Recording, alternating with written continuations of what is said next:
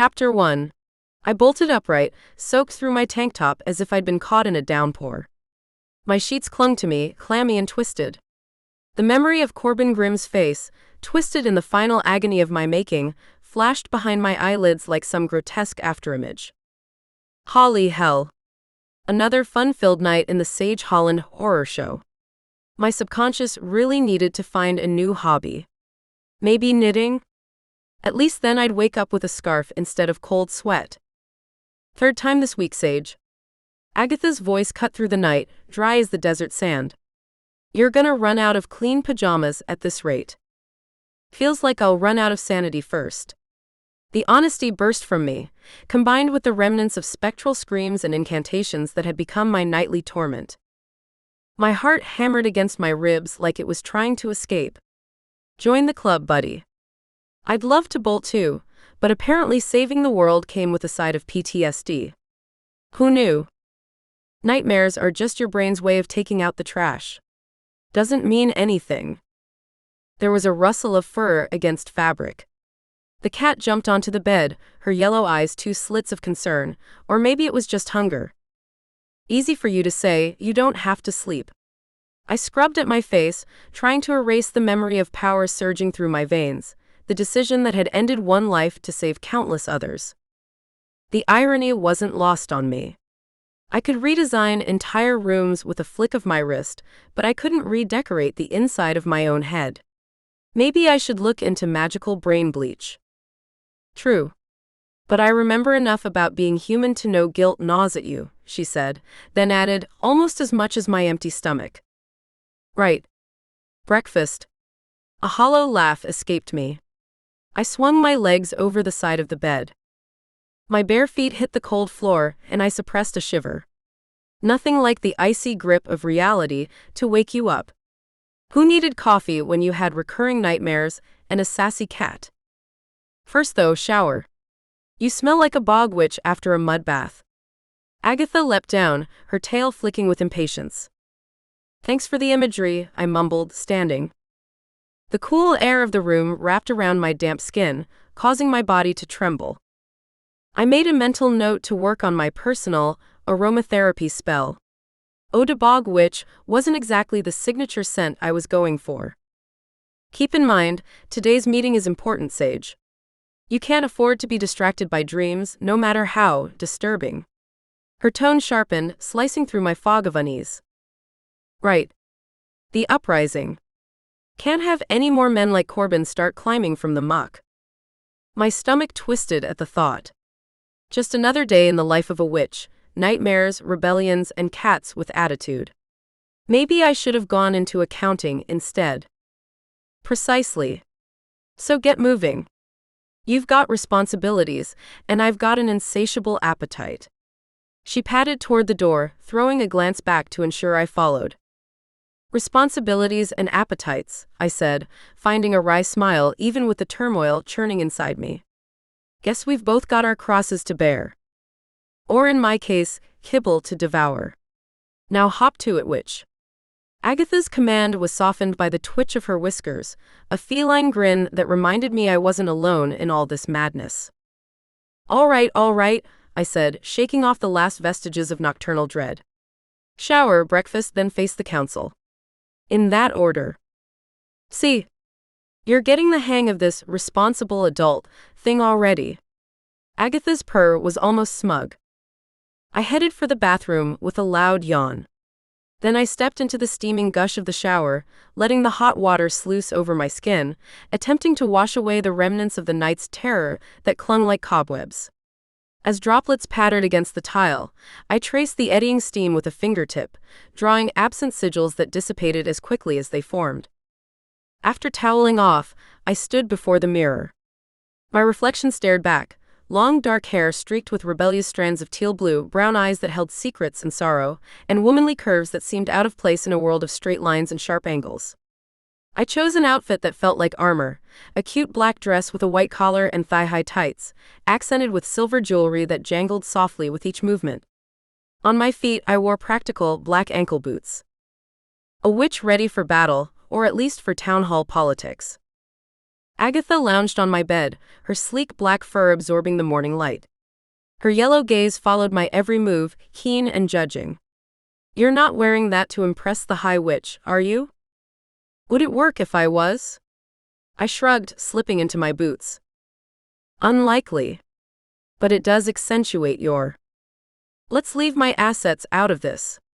I cut her off with a grin, grabbing my satchel.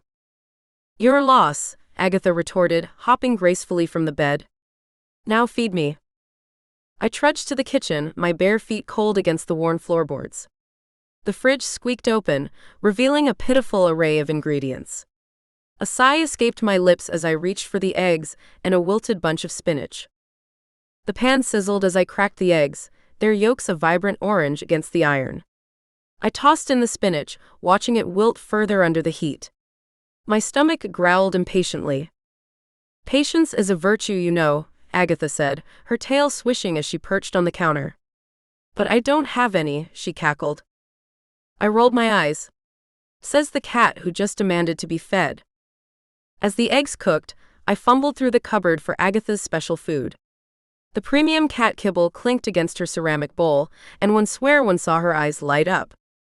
"Your gourmet meal, madam," I said with a mock bow, placing the bowl on the floor. Agatha sniffed it delicately before digging in. "At least one of us is eating well this morning." I slid my overcooked eggs onto a chipped plate and grabbed a vial of murky green liquid from the windowsill. The potion smelled of moss and morning dew, a concoction I'd brewed last night for extra magical oomph. Settling at the rickety kitchen table, I took a swig of the concoction, grimacing as it burned its way down my throat. My fingers tingled, a sign the magic was already taking effect. "So, what's the plan for impressing the High Witch?" Agatha asked between bites. "Other than your questionable fashion choices, of course." I stabbed at my eggs, buying time. I was thinking of showcasing my latest spell. The one that turns pebbles into butterflies. Agatha's whiskers twitched. "Ah yes. Because nothing says powerful witch like pretty insects." "Got any better ideas, furball?" The clock on the wall ticked ominously, reminding me of the impending meeting. I stood to wash the dishes and my hands shook. The cool water did little to calm the buzzing beneath my skin, a melding of the potion's effects and my own jangling nerves. I scrubbed the plates, my thoughts sifting through possible scenarios. The High Witch's steely gaze, her reputation for weeding out the weak. My stomach churned, and it wasn't just from the questionable eggs. "You'll define," Agatha said softly, surprising me with the gentleness in her tone. "Just don't trip over your own feet. Or your words. Or that hideous scarf you insist on wearing." I flicked water at her, grateful for the distraction. "Thanks for the vote of confidence, you furry oracle." As I dried the last dish, I took a deep breath. The potion hummed through my veins, my magic simmering just beneath my skin. My fingers tingled, a reminder of the power coursing through me. Part of me wanted to test it out right there in the kitchen, maybe turn the faucet into a fountain of glitter. But no, concentrate, sage.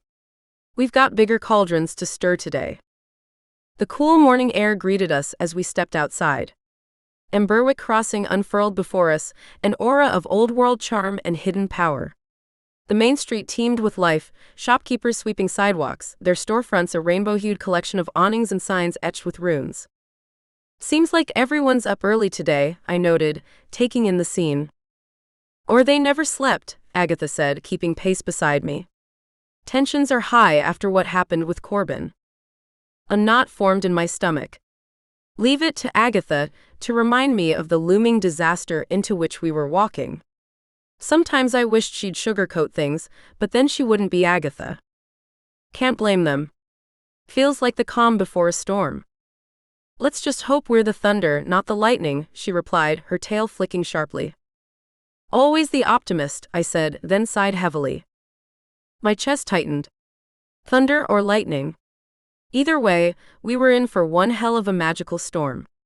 And here I was, armed with nothing but some half-baked spells and a cat with an attitude. Mom and Dad would be so proud. As we neared Town Hall, the building loomed, stately and imposing. Its stone facade bore the marks of time and magic. gargoyles perched on ledges watching over us with stony eyeballs. The door, a grand affair of brown wood, stood closed, yet it might as well have been a portal to another world, one brimming with political intrigue and dangerous secrets. My palms grew clammy. Those gargoyles looked like they were judging me, probably thinking, this scrawny witch is going to save us? We're doomed. Well, joke's on them. I'm tougher than I look. I hope. Ready for the circus? I asked. Only if there are snacks. Preferably fish-flavored. Figures you'd think with your stomach at a time like this. Thinking with one's stomach is vastly underrated. Now, let's see what pandemonium awaits inside. I rolled my eyes, but secretly envied Agatha's ability to stay focused on the important things. Like snacks. Maybe I should have packed some courage-boosting cookies. With a steadying breath, I pushed open the doors, Agatha at my heels. Inside, the town hall was a maelstrom of emotions. Voices clashed in a cacophony that echoed off the high, vaulted ceilings, each timber and stone seeming to absorb the tension and amplify it back onto the crowd. The air buzzed with spells, wards and shields flickering like erratic fireflies as they bumped against each other, conjured by residents who felt safer surrounded by their own magic. Council members stood on the stage, animated and gesturing wildly, their voices lost in the uproar. Among them, Ingrid Nightspire's presence was like a calm within the tempest. Her long silvery hair flowed down her slender frame, bright against the deep emerald of her robe. A circlet of moonstones crowned her head, catching the light with an ethereal glow. She was every inch the High Witch, commanding attention without a word. The bottle's aftermath hung over us all, a shadow that groaned out our vulnerabilities. Accusations flew like arrows, suspicion hung heavy in the air, and trust. Well, trust was as rare as a sunny day in Emberwick Crossing lately. Agatha's yellow stare was scanning the room with a predatory sharpness. Such utter bedlam. Humans have reality TV, we have council meetings. Same thing really, just with more sparks flying, I replied, watching a little hex fizzle out against someone's hastily raised barrier. The cat shook her head. Wait until they start voting. That's when the real fun begins. Fun wasn't the word I'd use. More like impending doom. Could we please band together for once without it turning into a magical brawl? Order. I demand order. Ingrid's voice slashed through the noise, authoritative and firm. Silence fell like a guillotine. We are here to discuss matters of grave importance, not indulge in petty squabbles. Grave was putting it mildly. The supernatural uprising was knocking on our door, and all we did was argue about who'd left it unlocked. High Witch Nightspire, what assurance do we have against another attack? Someone called out, his expression one of fear and defiance. Ingrid's gaze swept the room, a hint of frustration flashing in her violet gaze. We will take all necessary precautions. Our defenses will hold. Will they? I started thinking of how Corbin Grimm had nearly torn through our protections. Empty words without action, Agatha said, reaffirming my doubt. Yeah, I agreed, feeling the burden of responsibility sitting on my shoulders like one of those heavy velvet curtains framing the stage. Be assured, Ingrid said, her tone measured but cryptic, steps are being taken to fortify our town against further unrest. Trust in your counsel. Trust, a witch scoffed from the back. After what happened? Enough. Ingrid's command reverberated, her precognition likely giving her a glimpse of where this would lead, a road paved with good intentions and lined with explosive runes. Look around, Agatha whispered. Emberwick Crossing might be quaint, but there's power here. Tradition. History. And a whole lot of paranoia, too. I took in the wary faces of my fellow witches and warlocks. Paranoia can be useful, young witch. Keeps you alive. Or it turns neighbor against neighbor. Sometimes they're one and the same. I sighed. She wasn't wrong, but that didn't make the pill any easier to swallow. This town, with its gaslit street lamps and ivy-covered buildings, was steeped in as much magic as it was fear. And unless we found a way to unite, that fear would consume us faster than any evil spell ever could. Let's hope Ingrid's got a hell of a card up her sleeve, I said, meeting Agatha's gaze. Let's hope it's not a joker. As the meeting descended into a harshness of raised voices and wild gesticulations, High Witch Nightspire made her way through the crowd, a serene force amid the turbulence. Her stare burned onto mine, and I felt that familiar jerk in my gut, the reticent command that persistently seemed to find me no matter where I stood. Sage, Ingrid greeted me, her voice lost amidst the anarchy but for my keen ears. A moment, please. My stomach did a little flip.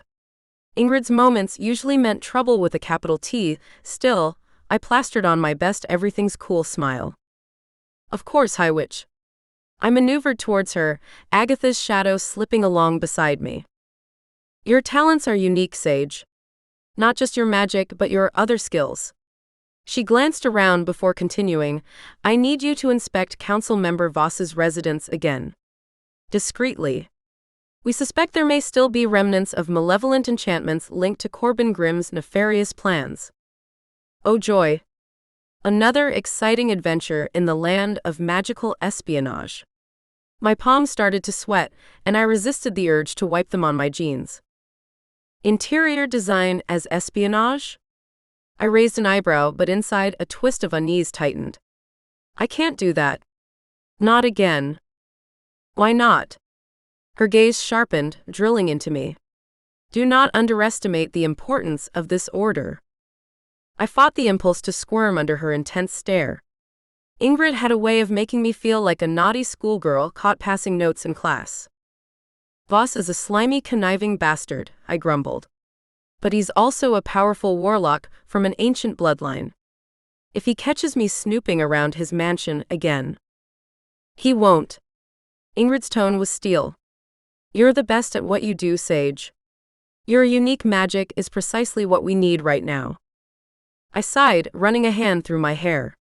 The stress of responsibility rested on my shoulders like a lead cape. Why couldn't I just design cute apartments and leave the cloak and dagger stuff to someone else? Fine. But I'm bringing Agatha this time. Her shadow magic might come in handy if things go sideways. Ingrid nodded. Agreed. But remember, discretion is paramount.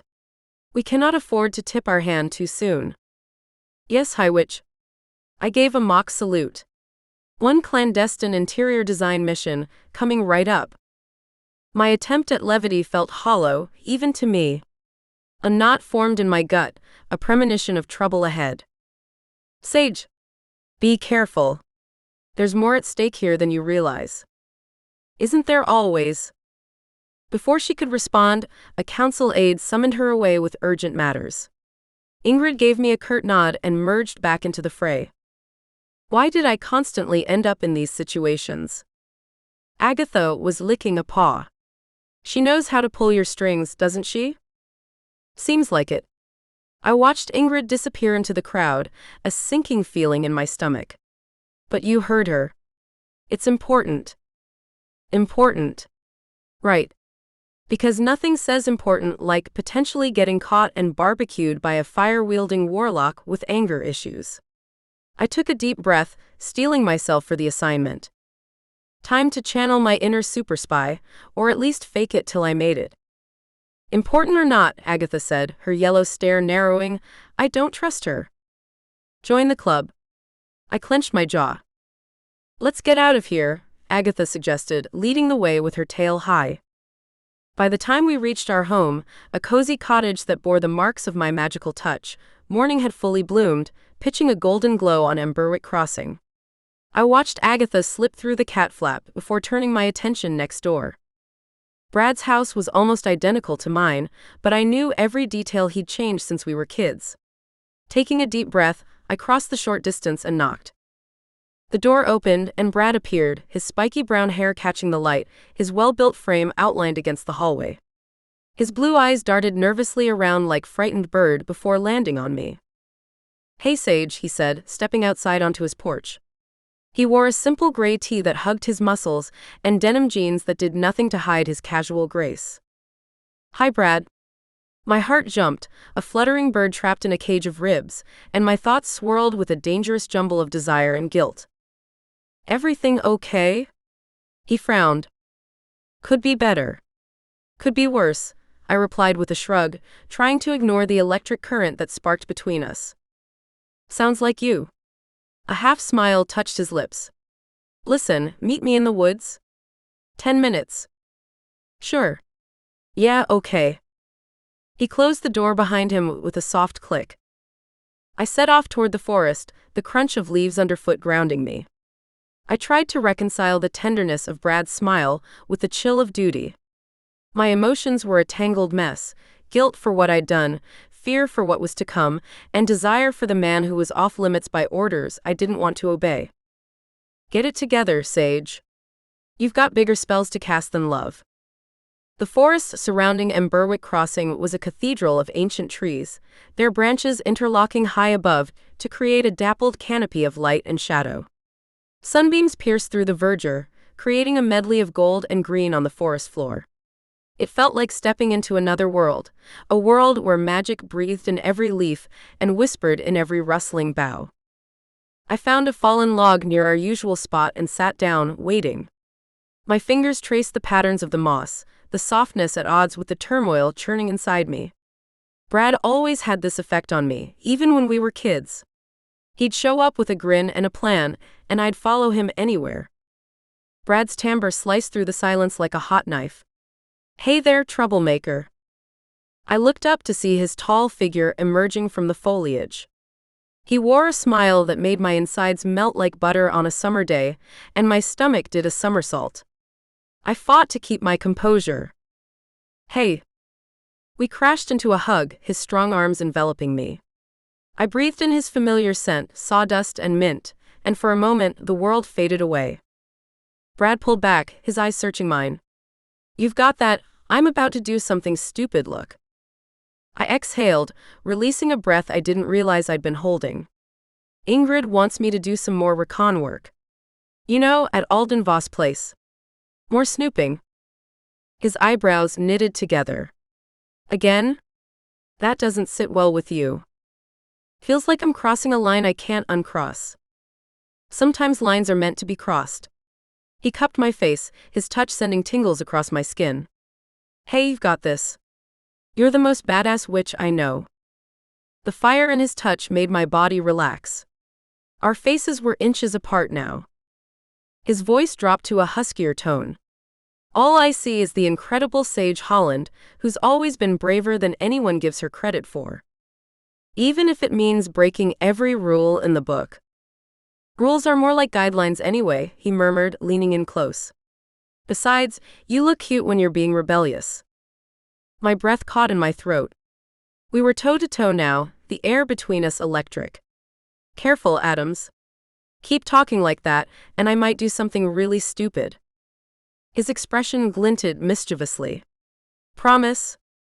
I bit my lip, fighting the urge to close the gap between us. You're impossible. And you're incredible, he whispered, his thumb tracing my cheek. Don't ever forget that. And with those words, he closed the distance between us, his lips capturing mine in a kiss that was both a question and an answer.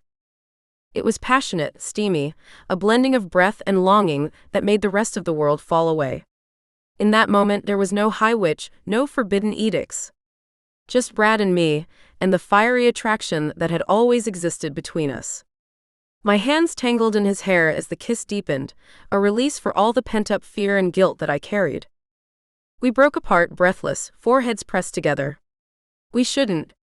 I started, but the protest died on my lips. Probably not, he agreed, yet neither of us moved away. Brad. I trailed off, caught in the gravity of his gaze. Whatever happens, Sage, I'm here. His sincerity wrapped around me like a spellbinding oath, one I desperately wanted to believe. My throat was tight. Thank you. Come on, he said, taking my hand and yanking me to my feet. Let's walk back. You've got spying to do, and I've got structures to build. His hand in mine felt more like home than any enchantment I could conjure. We walked back toward the edge of the woods, and for now, we were just two hearts beating in the quiet of the forest. Chapter 2. I crept through Councilman Alden Voss's home, the coolness of the polished marble beneath my feet in opposition to the warmth of the crystal ball cradled in my palms. My heartbeat sped up. I chanted under my breath, invoking the scrying magic that ran in my blood. The room around me fell away. Then my vision tunneled into the orb's depths. Great. Now I was basically playing magical hide-and-seek in a warlock's lair. Mom and Dad would be so proud. Or horrified. Probably both. Reveal what is hidden, show what lies beneath, I whispered, the incantation passed down from a lineage of seers before me. The crystal began to glow with an ethereal light, shining on the study's bookcases crammed with ancient tomes and artifacts of power. I leaned in closer, my senses heightened to every minute detail. The patterns within the orb shifted, revealing not just the room as it was, but layers of concealed truths. A faint outline shimmered into existence. Ah, there! A hidden compartment materialized behind a seemingly innocuous section of the bookshelf. My fingers twitched with anticipation. Secret compartments in a warlock's study. Either I'd stumbled onto the mother lode of magical gossip, or I was about to trigger some nasty curse. Knowing my luck, probably both. Trembling, I shuffled quietly toward the bookcase and the revealed secret. Pressing on the ornate spine of a leather-bound grimoire, I heard a soft click. A panel slid open with a hiss. Inside, nestled in velvet lining, sat a small crystal, pulsating with an inner light. "Hello, beautiful." I stepped closer, inching my fingers toward the crystal. It resembled the communication device I'd found earlier, one capable of nefarious communications. The urge to grasp it surged through me. I hesitated, sensing the thrum of malicious magic pulsing within its core. As if compelled by the moment's gravity, I extended my hand. The moment my skin touched against the icy gem, a vibration of magic lurched, sending ripples up my arm. A warning or a welcome, I couldn't tell. Damn it, I cursed softly, wincing at the unexpected sting. Before I could ponder further, the sound of footfalls ricocheted ominously down the corridor. Instinctively, I withdrew my hand and tucked myself into the room's shadowed corner, scarcely daring to breathe. Oh, fantastic. Just what I needed, an unexpected visitor. Because apparently, my night wasn't already exciting enough. I pressed myself against the wall, praying to whatever deity looked out for nosy witches in over their heads. The footsteps grew louder, each step heralding potential discovery or worse. Sweat beaded at my brow and my breath stalled in my lungs. If I got caught, my uninvited exploration would end disastrously. I swallowed back the fear, my ears fine-tuning to the sound of Councilman Voss' voice, a grim rumble that carried power and danger with every syllable. Listen carefully, he spoke into the phone, his tone a blend of silk and steel. The movements have begun earlier than anticipated. No mistakes can be afforded. I leaned closer, the shadows enveloping me like a cloak. I strained to hear more. The stranger's reply was muffled, distorted by the crackle of distance. Ensure it's done. We cannot have any disruptions, Councilman Voss grumbled. Understood, came the curt answer. 2 words laden with implication. My brows scrunched. Disruptions to what? And who was on the other side of that line? A bead of sweat traced a path down my temple. What had I stumbled upon? Perhaps this was bigger than I'd originally thought. Bigger and much more dangerous. Everything will proceed at the gathering. Be ready, Councilman Voss said, his command like a final stroke painting a picture of death and doom. I needed to leave, to report this. Now. I whirled toward the open window. My foot caught against something, a tiny statuette placed carelessly close to the edge of a shelf. It teetered precariously before succumbing to gravity with a betrayal of a clatter that shattered the silence. Who's there? Voss barked, his tread turning in my direction. Oh shit. I was frozen for a split second before instinct kicked in. I couldn't let him find me here. Not now. Not when I was so close to uncovering whatever heinous scheme was on the horizon. Show yourself. The councilman's demand sliced through the quiet room. The door swung open, revealing the imposing figure of Alden Voss. His hard blue stare scanned the room, eventually landing on me. Well, crap. Of all the studies in all the mansions in all the world, I had to walk into his. My limbs convulsed, itching to cast a quick invisibility spell. But no, that'd only make things worse. Miss Holland, what an unexpected surprise. What are you doing here? His voice sliced through the air like a blade, his tone hardened with accusation and an undercurrent of menace. I got lost, I stammered, trying to keep my tone even. I wiped the sweat from my brow. Councilman Voss. Fancy meeting you here. I flashed him my most disarming smile, trying to ignore the way my heart threatened to leap out of my chest. In your own home, no less. What are the odds? His eyes narrowed, suspicion etched into every line of his face. Spare me the quips, Miss Holland. Your presence in my private study is highly irregular. One might even say suspicious. You must think I'm a fool. Oh, if only he knew how much of a fool I thought he was. But now wasn't the time for honesty. I needed a distraction, fast. Maybe I could conjure up a swarm of butterflies? No, too whimsical. A flock of angry crows? Too Edgar Allan Poe. Wouldn't dream of it, sir, I shot back, my heart thundering in my chest. My gaze didn't waver from his. The corner of his mouth twitched, not quite a smile. He took a step closer, his tall frame looming over me. So I'll ask again. What are you doing here? Would you believe me if I said I was sleepwalking? No, I would not. His expression was severe, dangerous. A warning. Okay. Plan B it is. I straightened my spine, channeling every ounce of faux confidence I could muster. Fake it till you make it. Councilman Voss' lips twist into a sneer. I don't believe you for a second. Right. Well then. I edged towards the door, keeping my eyes fastened on his. I suppose I should be going. Lots of important witchy business to attend to. You know how it is. Not so fast. He blocked my path, his arm barring the way. You're not leaving until I get some answers. I laughed nervously. Answers? I'm an open book, Councilman.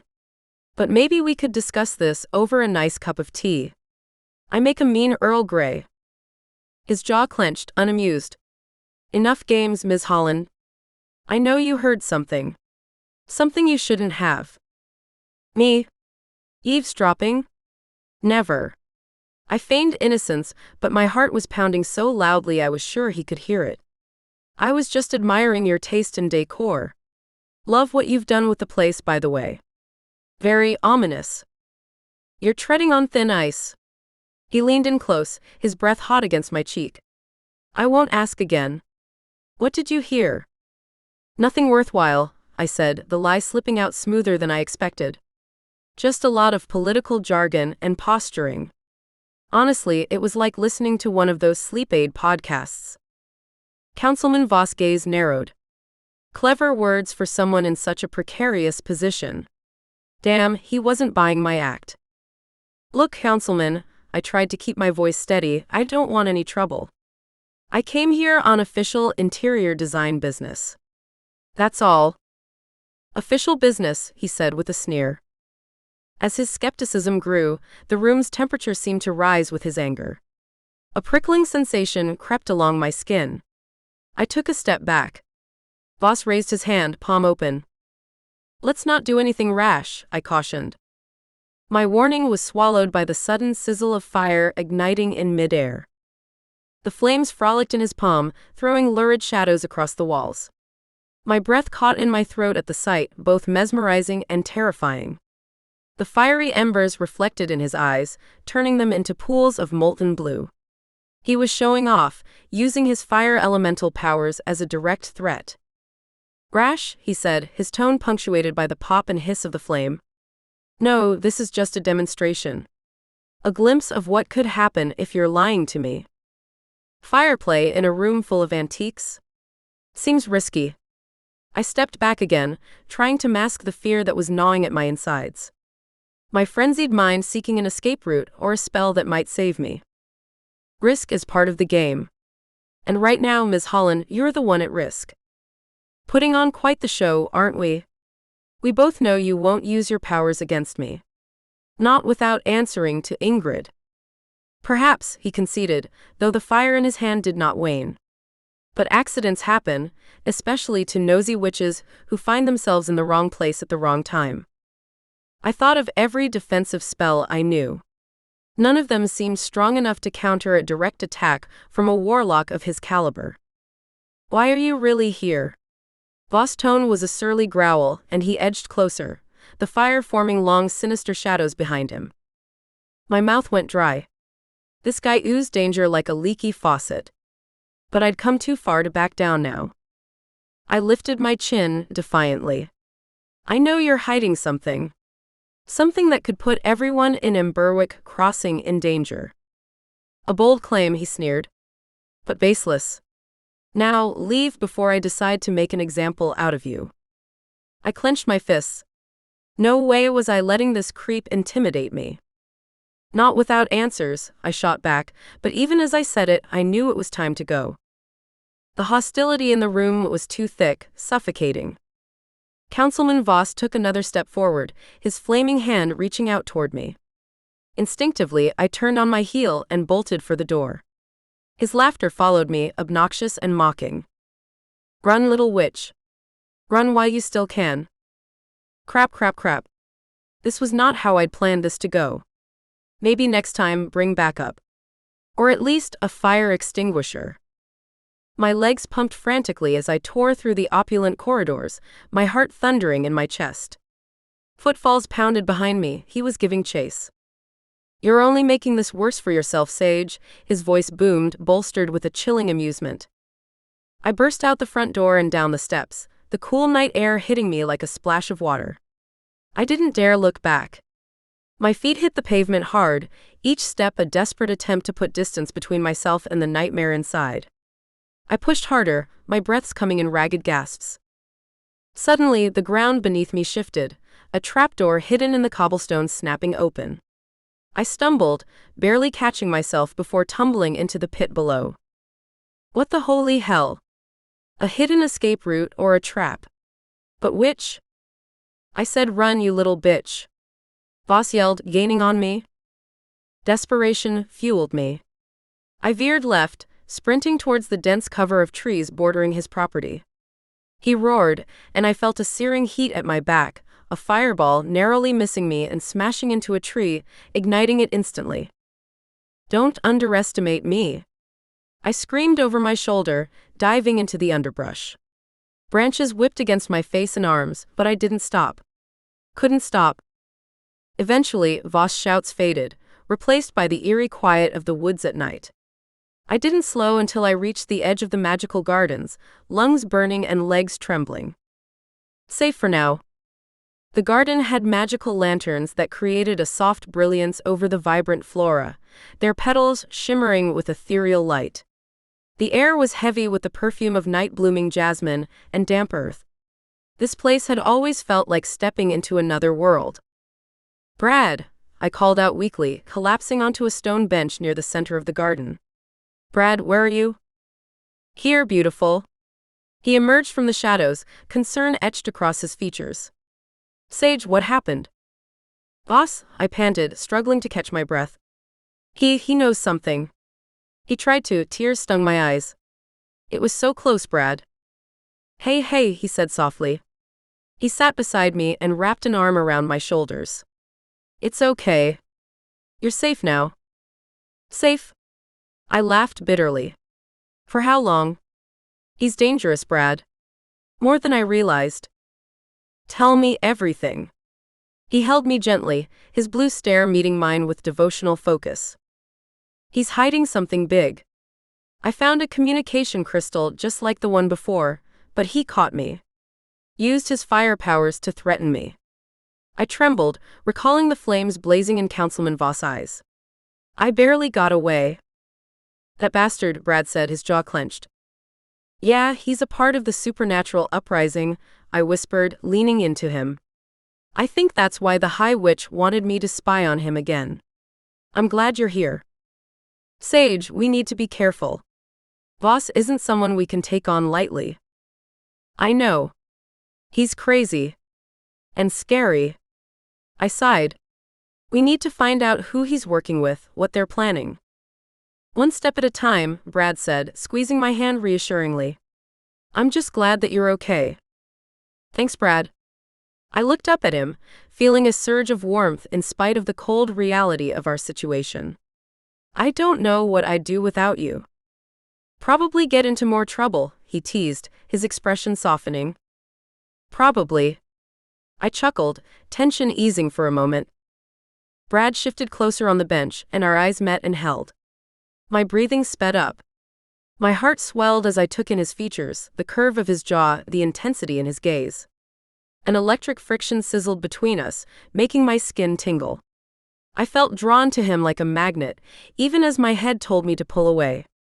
His cologne tickled my senses, woodsy and intoxicating. His proximity was overwhelming, clouding my thoughts.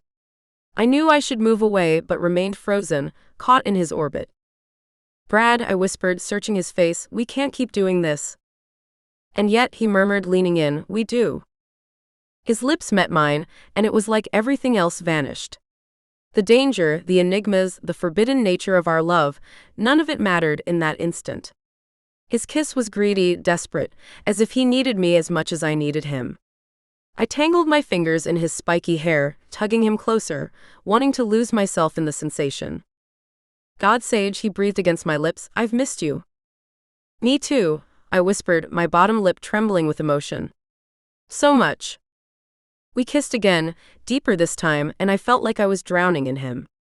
Every touch, every breath made the world outside disappear. For those fleeting moments, we were just Brad and Sage, two souls entwined in a forbidden love affair. But then a sudden chill coursed through my body, snapping me back to reality. I pulled away, my breath hitching. Then I saw her. Freya Wystern stood at a distance, her expression clouded with confusion.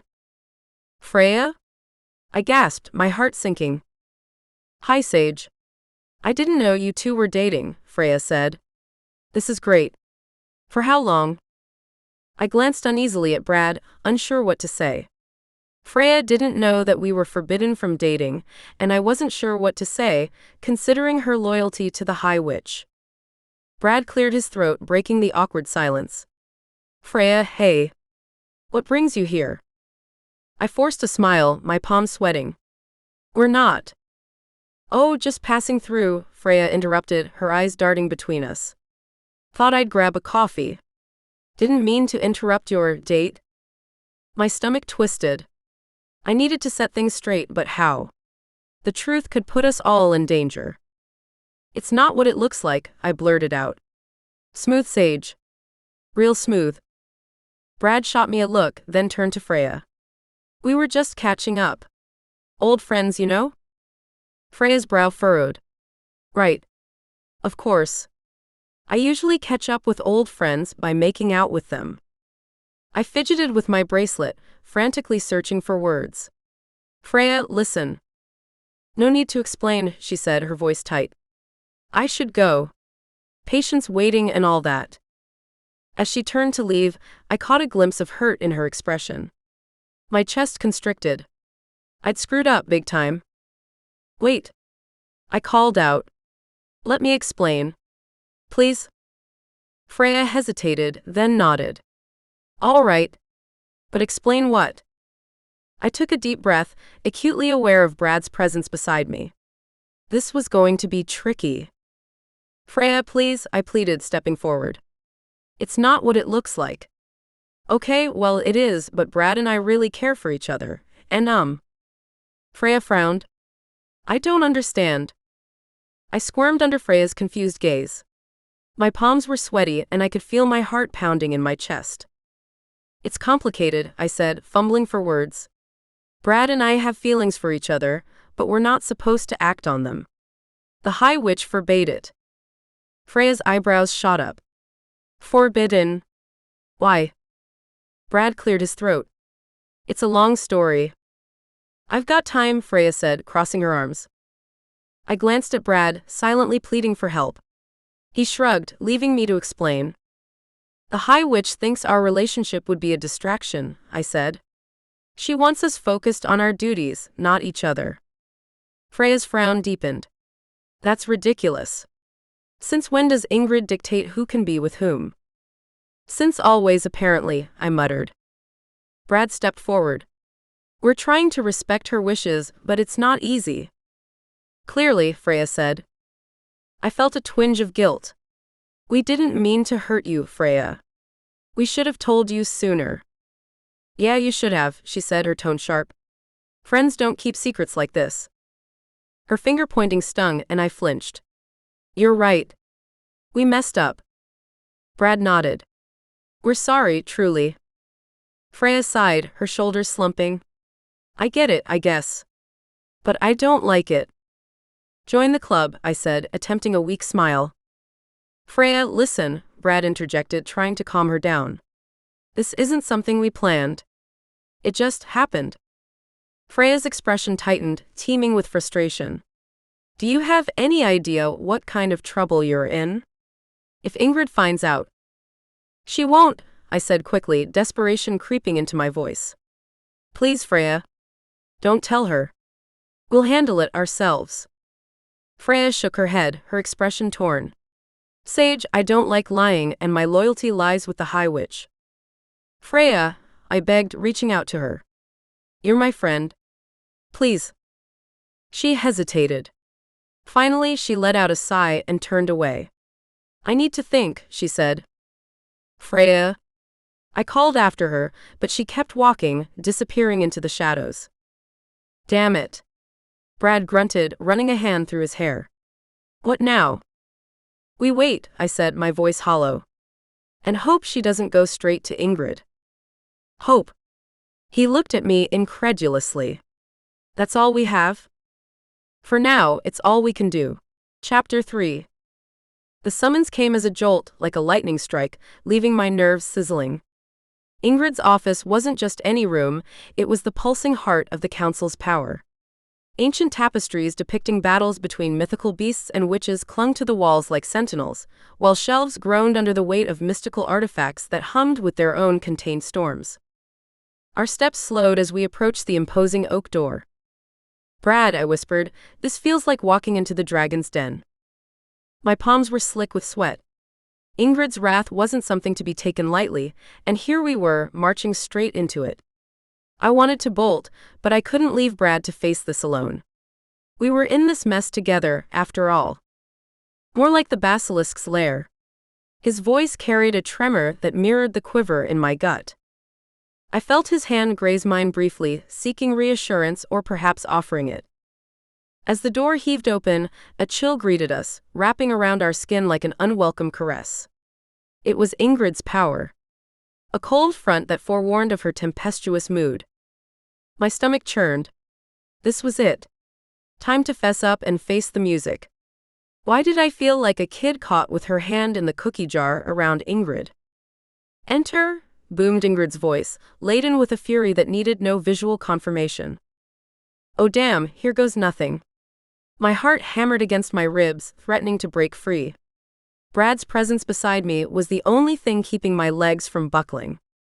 Ingrid sat behind her desk, a sculpture of ice, her hard stare sharp enough to cut through the antagonism that strangled the air.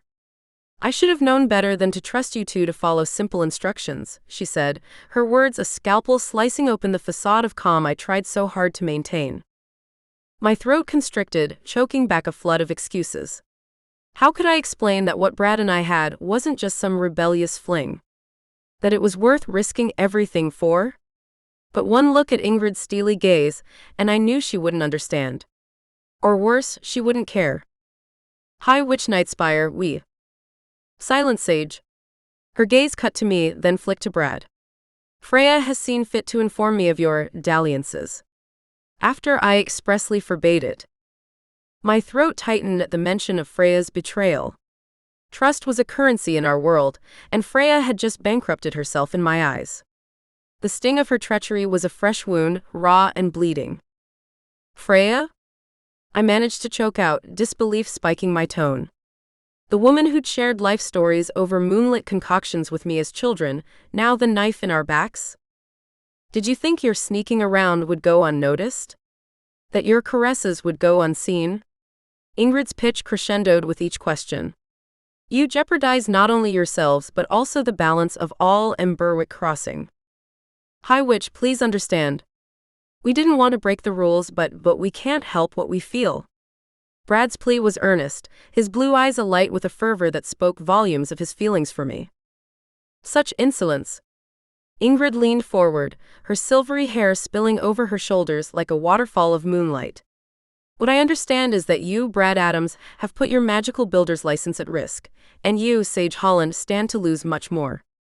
Her threat hung heavy in the room, a guillotine poised above our heads. I tasted the metallic tang of fear, and for a moment, I saw my dreams of designing homes for our kind dissolve into nothingness. Your choices have consequences, Ingrid said, her mood now a scary snarl. And consequences must be faced. The room spun. I clutched at the reality unraveling before me. Whatever repercussions awaited us, it was clear that Ingrid's wrath would not be easily quelled. And yet, standing there, feeling the influence of her gaze and the gravity of her contention, I knew that no decree could sever what Brad and I shared, not truly. My fingers spasmed at my sides, as if they could weave a spell to undo this mess. You two were very foolish, Ingrid said, her eyes narrowing into slits of disapproval. The covenant is clear. It forbids romantic entanglements between the Council's inner circle and civilians to protect our confidences and maintain the sanctity of our decisions. She let the truth float in the room before adding, it's a safeguard against corruption and conflict of interest, ensuring that emotion does not cloud anyone's judgment. My stomach twisted into knots. Ingrid's argument felt like a slap across the face. I'd known the rules, sure, but hearing them laid out so coldly made my skin crawl. Was love really such a threat to their precious order? Isn't there another way? Some sort of exception? Brad's voice cracked with desperation.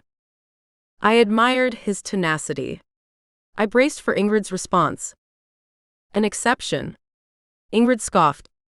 You would have me rewrite ancient laws for your adolescent infatuation? My blood boiled at her dismissive tone. Adolescent infatuation? As if our feelings were some passing fancy, a childish whim to be outgrown. I clenched my fists, nails digging into my palms. What? I found my blood pressure rising in defense, my heart pounding against my ribcage. Our connection runs deeper than...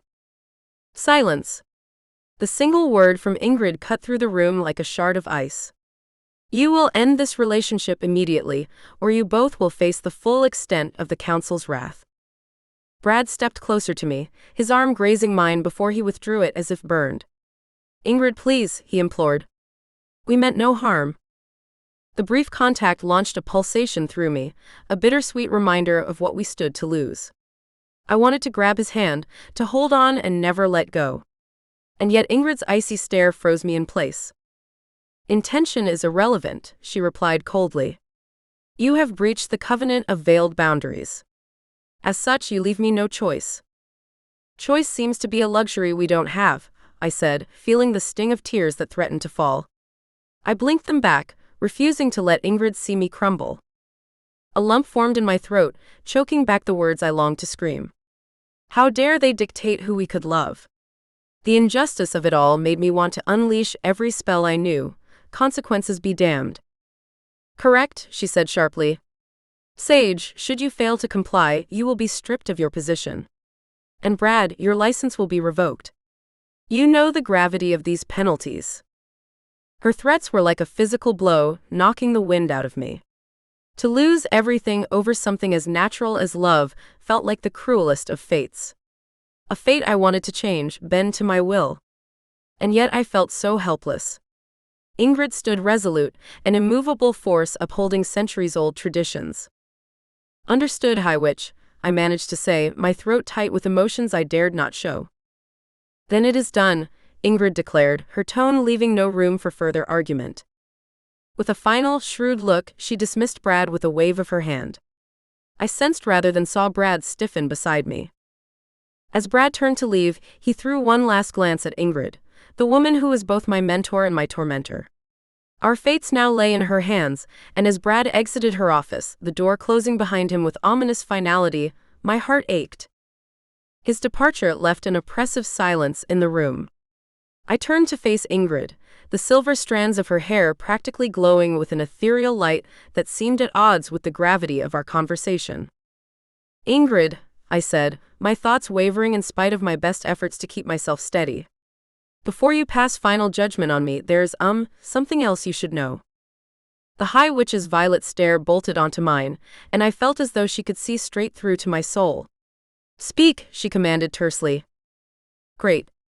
One-word responses. Never a good sign." I swallowed hard, my throat suddenly dry as sandpaper. "Last night, Councilman Voss, he caught me. As you ordered, I was in his house." "You were seen?" Ingrid's accusation pierced the air like a shard of ice. "This is not good. Not good at all. You did not mention me, did you?" I shook my head. "No, never. I'd never betray you." I grimaced at that because I had betrayed her by sneaking around with Brad. "You were right, he was hiding something, and I overheard him on the phone with someone talking about the supernatural uprising," I said quickly, my anxiety spiking at the memory. "But he caught me and threatened me with fire magic. He chased me off his property." I shuddered. Councilman Voss' threats ricocheted in my head, the phantom heat of his fire magic prickling my skin. There was a flicker of something across Ingrid's normally impassive face. Disbelief? Concern? I couldn't be sure. "You realize the gravity of this blunder, do you not? He will come after you now. And I cannot be implicated." "Okay, so odd response. Where was the 'are you okay, Sage?' or 'that must have been terrifying'?" But no, it was all about her. "He knows that I am onto him, and he wasn't afraid to use his power against me. I thought you should know." Ingrid stood motionless for a long moment, her gaze penetrating. Finally she spoke, "This is a serious matter, Sage. If Voss is involved with the uprising, we must act cautiously." "Then you'll investigate?" I asked tentatively, hope pulsating in my chest. "Of course.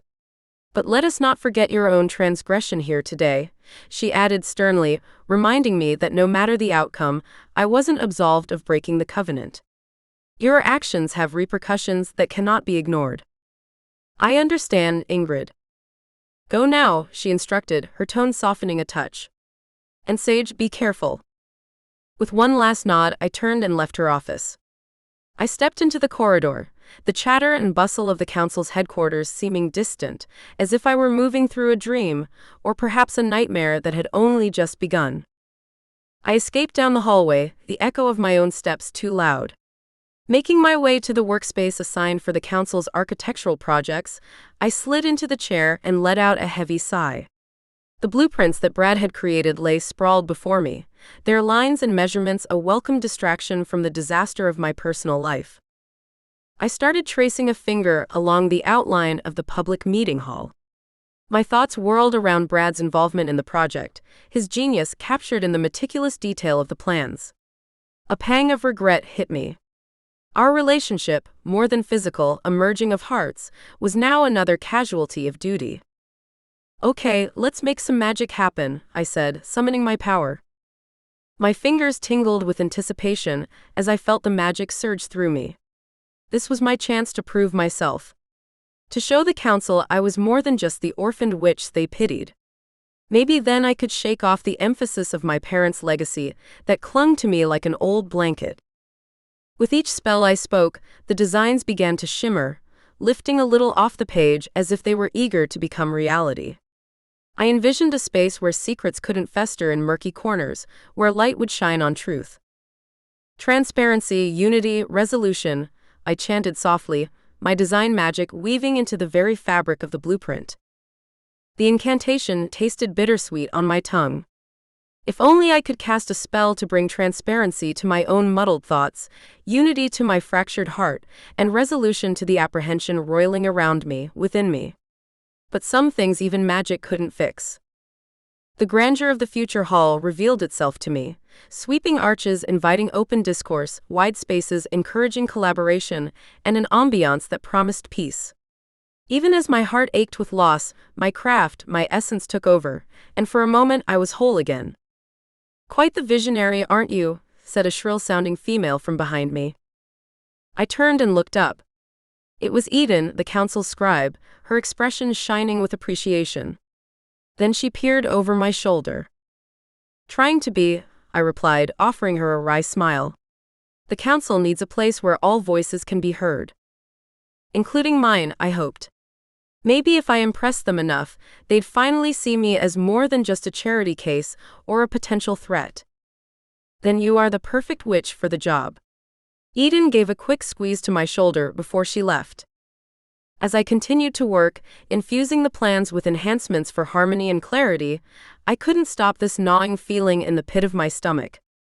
Voss the uprising, Brad, my world was upended and my fate uncertain. What if Voss came after me? Threatened me again? Or worse, tried to kill me? My hands shook as I tried to focus on the blueprint. The irony wasn't lost on me. Here I was, designing a space for peace and unity while my own life was falling apart at the seams. But maybe if I could create something beautiful and meaningful, it would be enough to appeal the rule, and then Brad and I could be together. At least for a little while. My concentration finally caved, and I withdrew my hands from the blueprints. The lines had started to blur, and the colors were too bright against the parchment, echoing the turmoil inside my head. I needed air. Pushing back from the desk, I stood up and stretched, my muscles protesting after hours of meticulous work. Stepping out into the courtyard was like crossing into another world. The vibrant greens and soft floral hues offered a sharp contrast to the bleak office where ancient tapestries seemed to absorb light rather than reflect it. I inhaled deeply, the aroma of jasmine and lilac wrapping around me like a calming shawl. The gentle rustle of leaves was a soothing sound, coaxing my thoughts away from my worries. Amidst the beauty of nature nurtured by magic, I could almost forget the burdens pressing down on me. Remember who you are? Sage Holland, daughter of non-magicals, creative force to be reckoned with. Girl with a broken heart. As I strolled along the cobblestone path, I let the serenity of the garden seep into my bones. Except peace was a fleeting thing in Emberwick Crossing, especially for those tangled up in council affairs. A hushed whisper drew my attention, and I paused near a secluded alcove. Hidden by a cascade of wisteria, two junior council aides were deep in conversation. One was Eden, her voice distinctive even in a soft voice.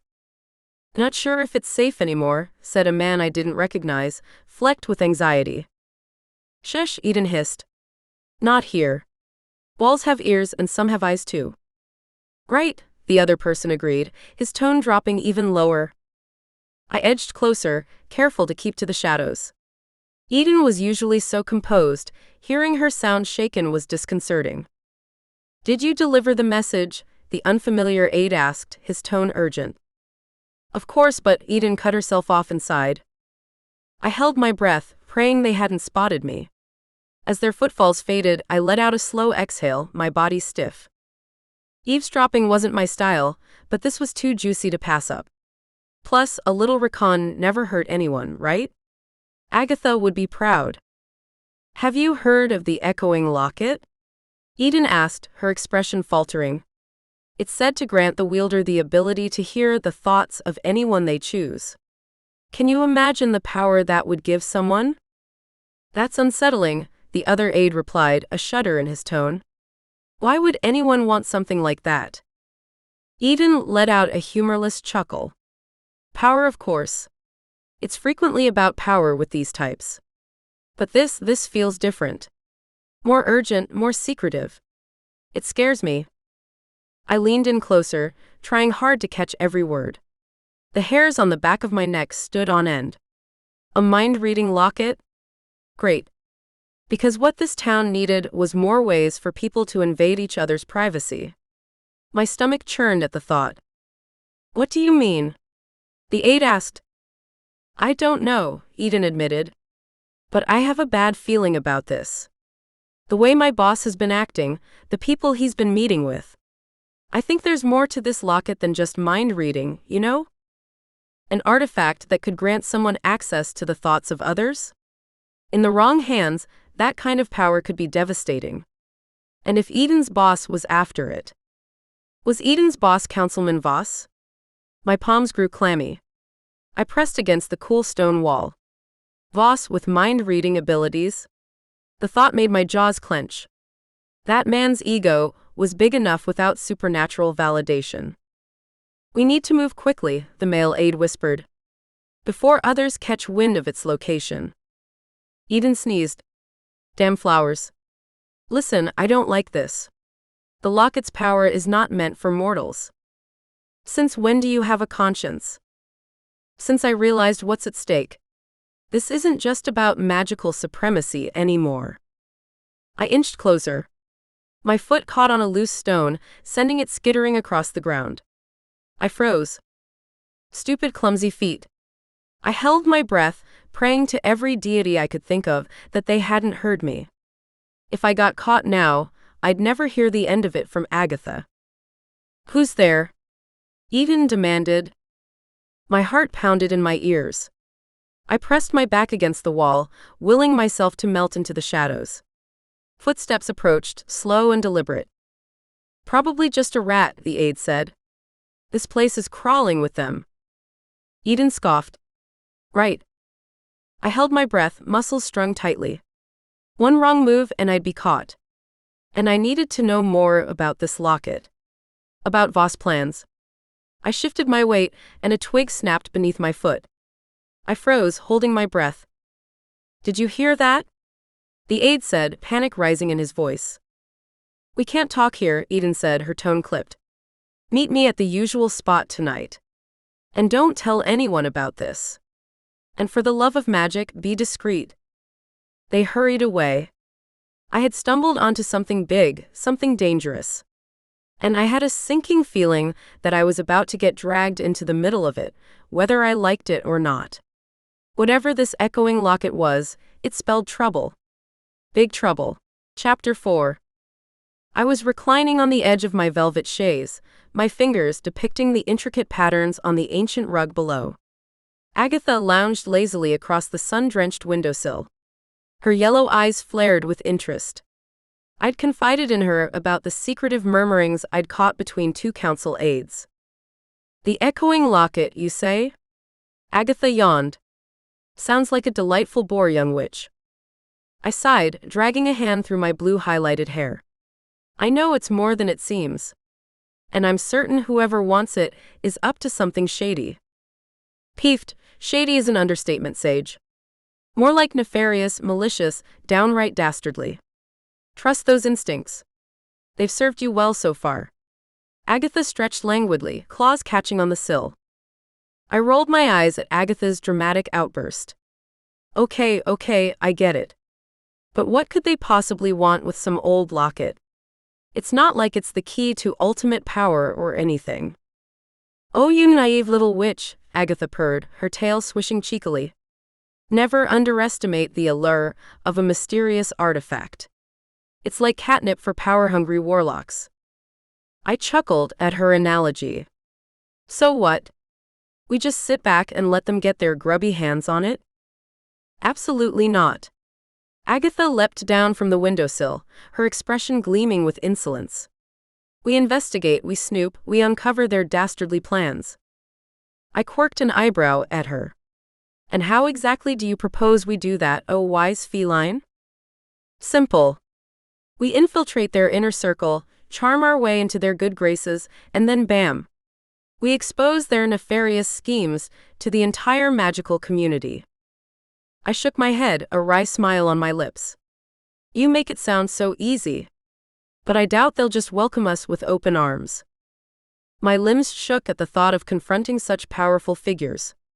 Councilman Voss and Professor Elderwood weren't exactly known for their cheery hospitality. And here I was, plotting to outsmart them with nothing but my wits and a snarky cat. Mom and Dad would have had a field day with this one. Peeved, have a little faith in your own abilities, Sage.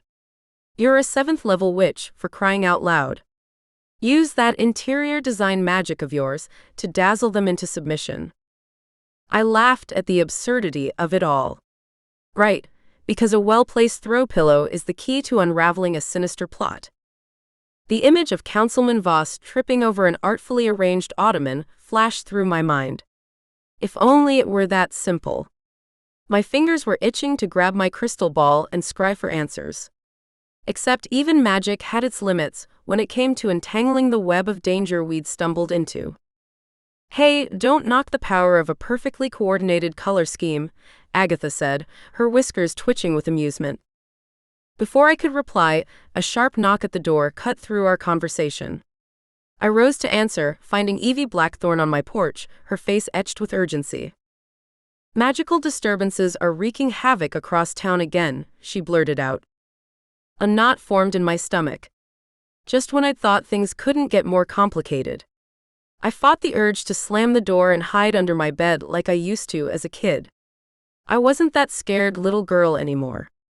I was a witch with a job to do, even if it meant magical adulting. "Great, just what we need." I frowned, rubbing my temples. "Do you think it's connected to the echoing locket?" "What is that?" Evie replied, sweeping a lock of jet-black hair behind her ear. Agatha crept up from behind me, slinking gracefully to my side. "What do you know of this locket, Agatha?" Evie asked. "Only rumors. I heard it can replay past spells, like a mystical recorder. If someone had their hands on it, then they could unravel secrets or even frame someone for dark magic they didn't commit," I finished her thought, feeling a chill even with the sunlight streaming in through the windows. With that kind of power, someone could rewrite magical history itself. And knowing our luck, it'd probably end up in the hands of the magical equivalent of a toddler with a flamethrower, like Councilman Voss, my newest enemy. "Maybe." Evie nodded gravely. "Who would want such a dangerous artifact, and why now?" Agatha's tail swished. "Power. Control. Revenge. Pick your poison. But whatever their motive, we must tread carefully." I glanced between my familiar and best friend. "We'll need to investigate without drawing attention to ourselves."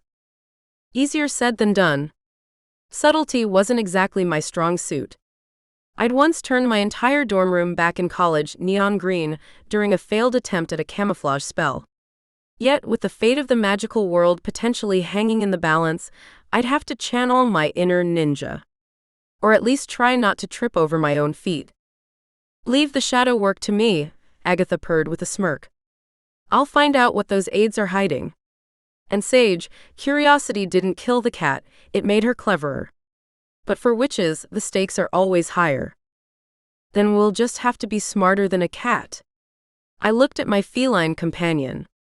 "Do you know the echoing locket's origins?" Agatha yawned.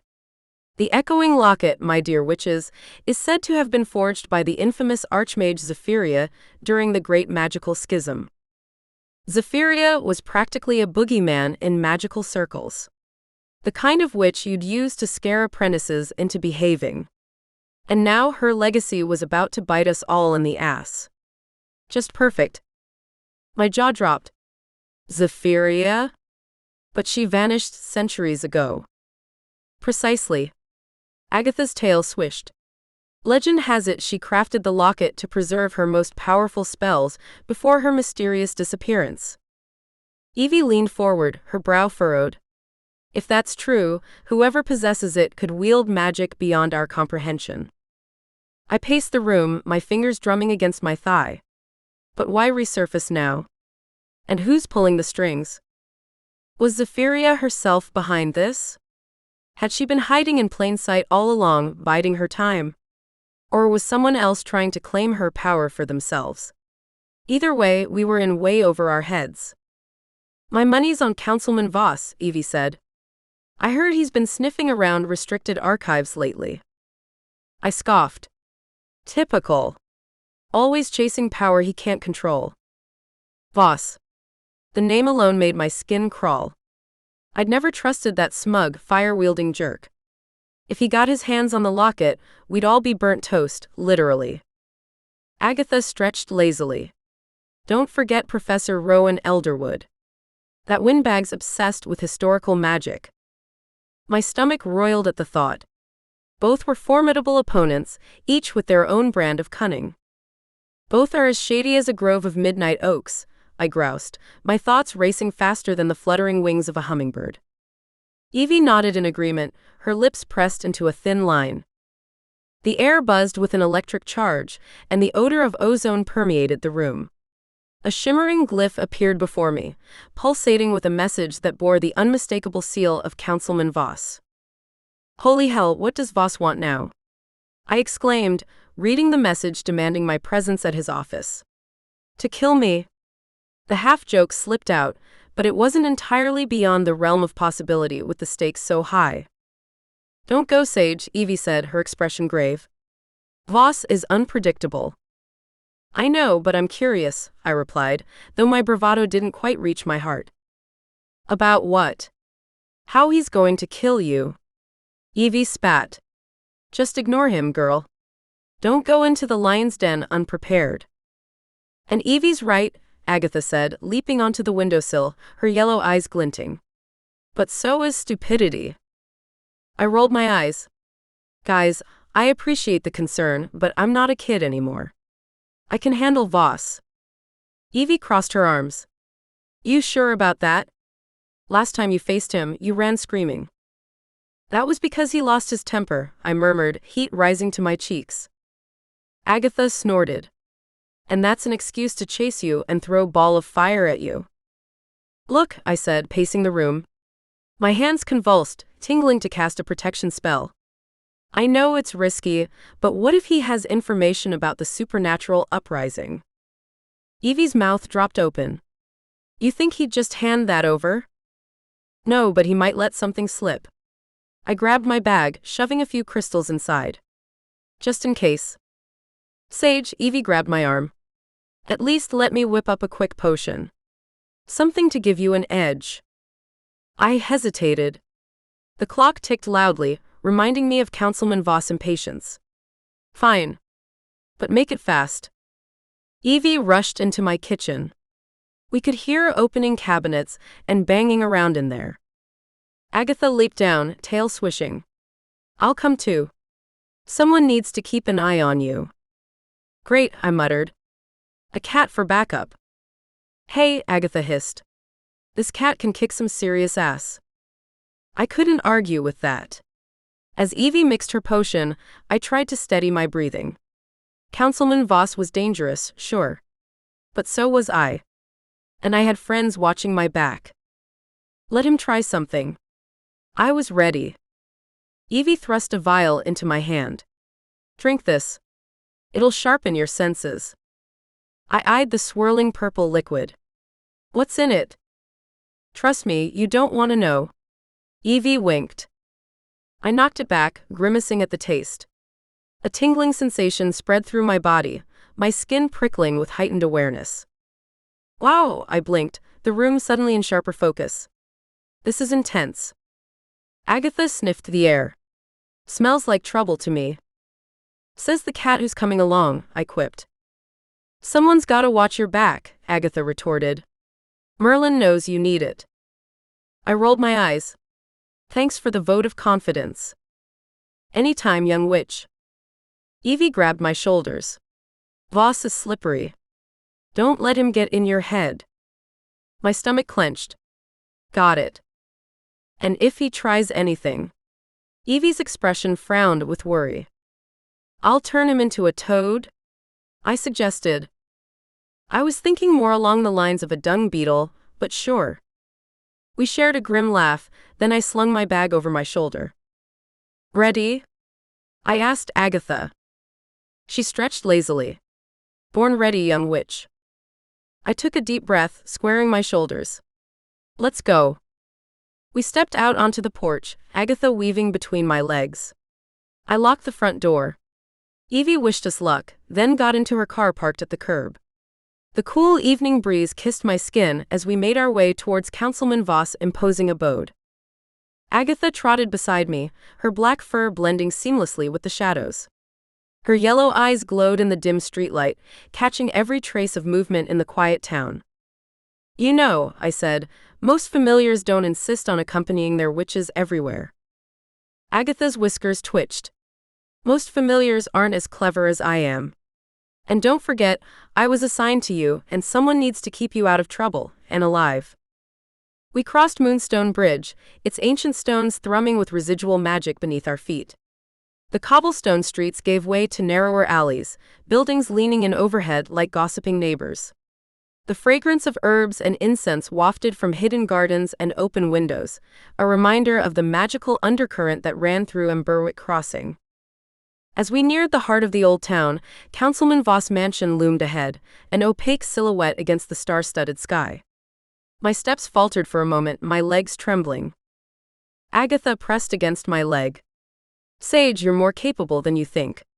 Just try not to turn him into a butterfly." I snorted, grateful for her irreverent humor. "No promises," I said, squaring my shoulders. We drew near the wrought iron gates of Voss' estate. We entered his house and went straight to his study, which was as dimly lit as the future I was trying to predict. Dust motes floated in the scant beams of light that escaped heavy velvet drapes, while the walls were lined with shelves crammed full of books bound in leather and spells sealed in jars. Each object seemed to hum with hidden intent, setting my nerves on a razor's edge. "Miss Holland," Voss greeted, rising from behind his mahogany desk, his disingenuous smile making me uneasy. "And Agatha," I supplied curtly, not missing a beat. "My familiar." "Ah yes. How quaint." Councilman Voss cleared his throat. "I must apologize for my uncouth behavior during our last encounter. I was caught off guard." My jaw clenched. "Yeah, right." The memory of flames licking at my heels as I fled his property flashed through my mind. Uncouth behavior? That's putting it mildly. I really wanted to cast a silencing spell on this snake. Caught off guard? I shifted my weight, arching an eyebrow. Is that what we're calling attempted arson these days? Agatha's tail swished against my leg. "Careful, young witch," she hissed. "Don't poke the snake." Councilman Voss' smile tightened. "I assure you, Ms. Holland, it was a misunderstanding. I merely reacted to what I perceived as a threat." I scoffed. "I'm flattered, Councilman, but I think we both know who held the upper hand that night." His fingers drummed on the desk. "Perhaps we got off on the wrong foot. I'd like to extend an olive branch, if you'll allow it." My spine stiffened. This guy was about as trustworthy as a demon with a contract. I plastered on a smile. "How generous of you." "I know." Councilman Voss nodded. "In fact, I have a proposition that might interest you." Agatha's claws dug into my ankle. I bit back a yelp. "A proposition? From this guy? I'd rather make out with a troll." Still, curiosity gnawed at me like a gluttonous pixie. "I'm listening," I said, keeping my intonation level. He leaned forward. "I've heard whispers of your unique talents, Ms. Holland. Your gift for spell creation is quite impressive." "Yeah. So?" I said. Trusting Voss was like trusting a snake not to strike. He clucked his tongue. "I've heard about your little entanglement with Brad. Terrible complications for someone of your position." My reply was ice cold. "That's none of your concern." Heat crept up my neck. How dare he bring up Brad? I wanted to turn him into a toad and watch him hop away. "Ah, but it could be," Councilman Voss said, leaning back against the edge of his desk. "I might have a way around the covenant of veiled boundaries." My heart skipped a beat. How? The question was out before I could stop it. Damn it. I'd taken the bait like a rookie witch. But the possibility of being with Brad without sneaking around was almost too good to be true. And that's precisely why I shouldn't trust it. He smiled again, all teeth. "Join my team. Help me and Brad can be yours, no more skulking in shadows." "Help you with what exactly?" I countered, trying to mask the high pitch of my voice. "Your vague offers are about as comforting as a curse." Details, Voss waved his hand dismissively. "We can iron those out once we're on the same page." His eyes were like chips of ice. "There are benefits to being on my team." Aha. And what about the council hall renovation? Merely taking an interest in your work, he said, drumming his fingers on the mahogany surface of his massive desk. Tell me, how is the progress coming along? Fine, I answered curtly, feeling Agatha's tail brush against my ankle in an obvious signal of caution. Any unexpected discoveries? It's an old building. Full of history. Secrets, even? No, nothing. Councilman Voss knew something, and whatever it was had its claws in deep. And knowledge can be as much a burden as a tool, he said, and though his drawl remained smooth, I sensed the underlying edge of steel. And some tools can cut the hand that controls them. Is that another threat, Councilman? I challenged, my tone as sharp as shards of glass. Merely a friendly warning. He shrugged. After all, we wouldn't want anything unfortunate to happen, would we? Of course not. I'll be sure to keep that in mind. His gaze lingered on me a moment longer, before he dismissed us with a wave. As Agatha and I left his office, my body started to relax. Watch your back, Sage, Agatha whispered. Voss is playing a dangerous game. I know, I replied. The echoing locket, Brad, the council hall, they were all connected somehow, and Alden Voss was right in the middle of it. Whatever was going on, I needed to find out before it found me. Chapter 5. I stood at the edge of my porch, the night wind ruffling the branches of the nearby trees. The sudden need was magnetic, irresistible, a yearning that eclipsed reason and obligation with its intensity. Brad was just across the way, separated by shadows and the lure of forbidden desire. I could feel him, as if our bond sent out invisible tendrils, seeking each other in the night. Unbelievable, I clenched my fists, the internal battle raging within me. If we were caught, the consequences would be dire: expulsion from the council's inner circle, a broken reputation. And yet the thought of his touch caused a rebellion in my heart. The night breeze carried Brad's drawl to my ears. Hey! He was leaning against the trunk of an old oak tree, hands in pockets, looking as casual as if the world wasn't about to implode around us. Hey yourself. My feet moved of their own accord, luring me to him like a magnet. I couldn't resist the electric hum of our bond, even though I knew better. We shouldn't be doing this. I know. His grin was infectious, bright even in the darkness. I should go. I tried to sound firm, but my field didn't move. The way he looked at me, like I personally hung every star just for him, made my knees weak. He stepped closer, pine and earth mingling in the shrinking space between us. Ah, but what's life without a little risk? I let out a heavy sigh. Life is safer. Especially with the High Witch watching my every move. Tell me something. His gaze sought mine, probing for an answer we both already knew. Can you feel me even when I'm out of sight? Always, I admitted. The admission hung in the air, a truth as real and powerful as the magic thrumming through my body. It's like an invisible string ties us together. He moved even nearer until only just a breath separated us. Bound by something deeper than spells or destiny. Maybe it's because we're two of a kind, Sage. Misfits in a world of dusty old rules. Or maybe it's because you've got a piece of my heart, I whispered. A slow smile spread across his face. Could be. Though I bet it has more to do with that potent 7th-level magic you wield. Forever weaving connections that shouldn't be possible. I think it's about you and me, not my powers, I replied, unable to suppress a smile. Let's make the most of tonight then. Before reality rips us apart again. Brad's blue eyes were alight with moonglow. Brad, I said, the warning clear in my tone. But then all the reasons this was reckless and foolish dissolved, until nothing existed but the two of us. He gathered me in his arms. His lips found mine, and I softened in his embrace, my hands tangling in his hair, holding him closer still.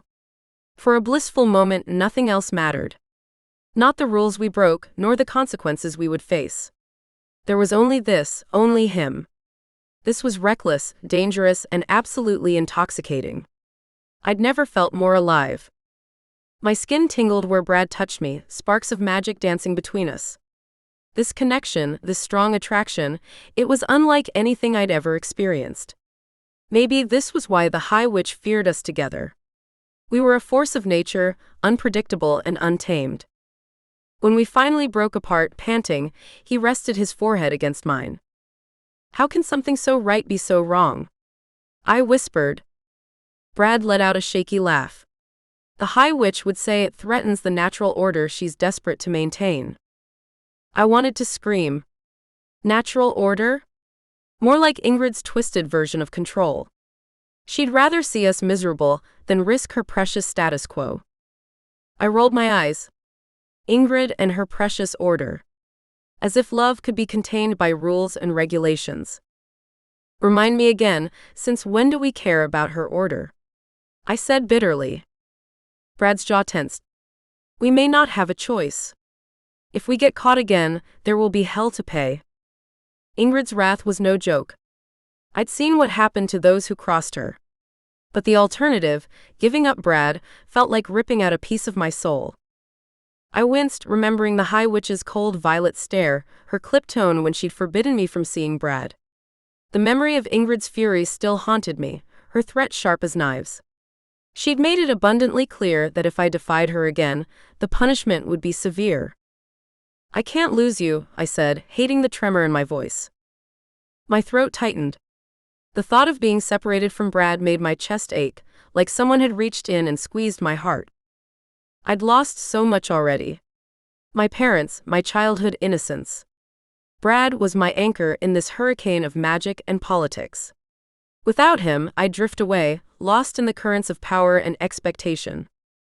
Brad gently tilted my chin up. Hey, look at me. I'm not going anywhere. I searched his face. You can't promise that. Not if she. Shush. Don't go borrowing trouble. He drew me close again. I buried my face in his chest, breathing in his scent. I really wanted to believe him, to lose myself in this moment. But the rational part of my brain wouldn't shut up, spouting worst-case scenarios like a demented spider weaving webs. Let's not think about the High Witch right now, Brad whispered, his fingers tracing the blue highlights in my hair. We have this moment, Sage. Just this one. My heartbeat slowed. Brad's touch sent a fiery fervor throughout my body, a harsh parallelism to the constant dread that had been gnawing at my insides. For once, I wanted to silence the nagging voice in my head, the one that kept reminding me of the consequences we'd face if caught. I nodded against him, knowing he was right. We couldn't let fear steal away the precious time we had together. I wanted to be present with him, even if it was fleeting. Show me something new, I murmured, craving the distraction of our magic. He led me through the fence and into his backyard where we had more privacy. All right, he replied, an incandescence lighting up in his face. Releasing me, Brad stepped back and extended his hand. He focused, and the wind around us began to shimmer. Wooden beams sprung from the ground, weaving into an intricate lattice above us, blooming with lush ivy and fragrant jasmine. My breath caught in my throat. Brad's magic never ceased to amaze me, with its raw power tempered by an artist's touch. It was moments like these that made me fall for him all over again. Now you beautiful, he said, his tone affectionate. I reached out, allowing my own power to surge forth.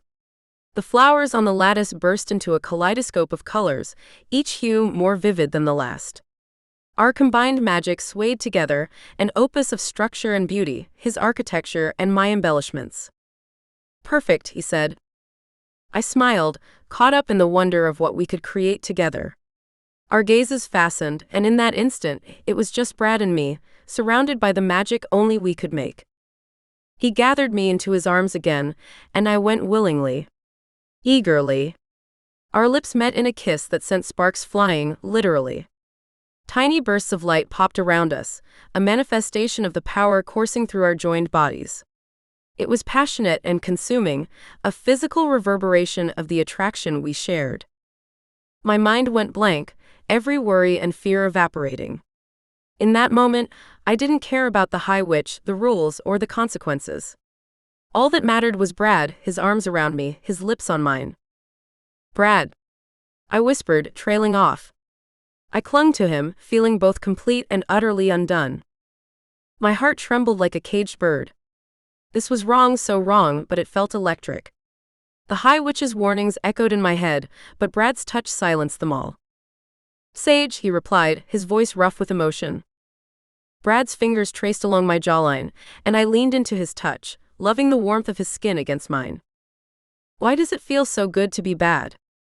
I pressed closer to him. He chuckled, low and deep. "Because forbidden love is sexy."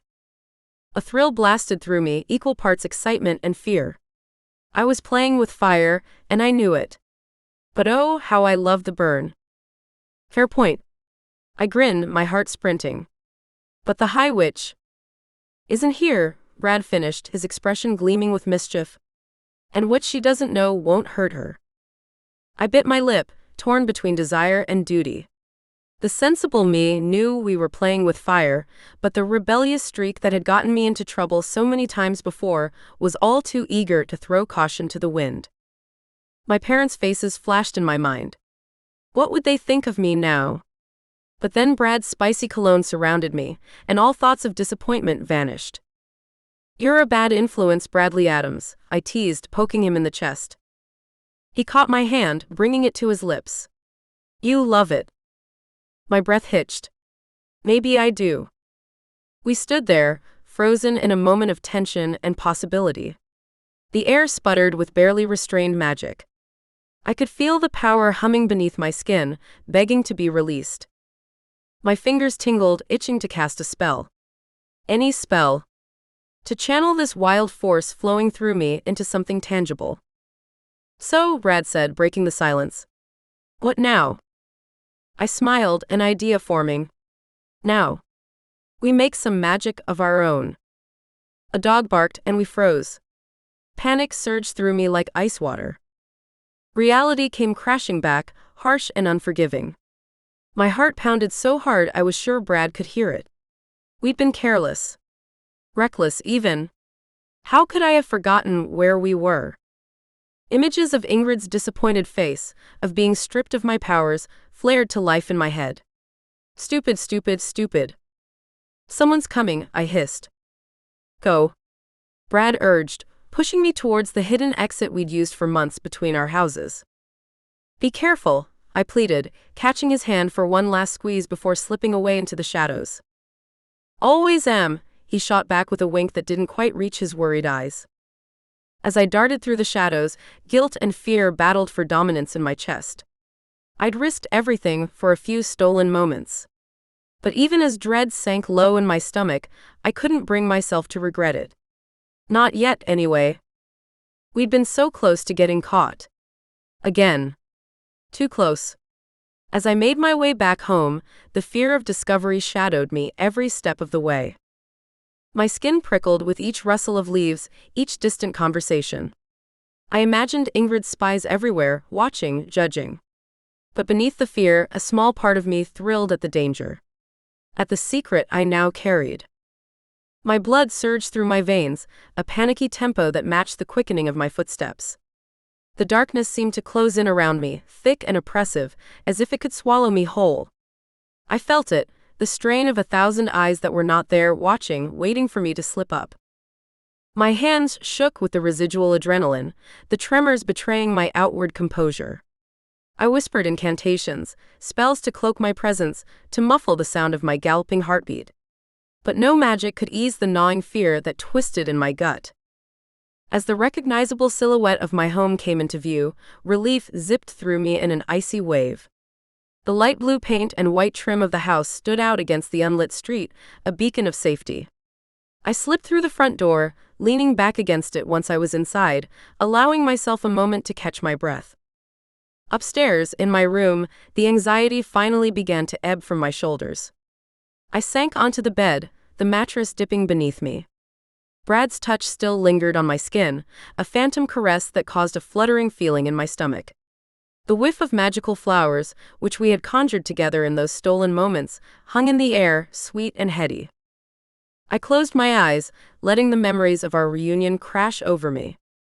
The way he had adoringly looked at me with such intensity, it was as if he could see straight into my soul. The way our combined powers had twirled around us in a concerto of light and sensation, evidence to what we could be together. And with every beat of my heart, the reality of our situation descended heavier upon me. Our love was a forbidden one, a flame that could be extinguished by the covenant of veiled boundaries at any moment.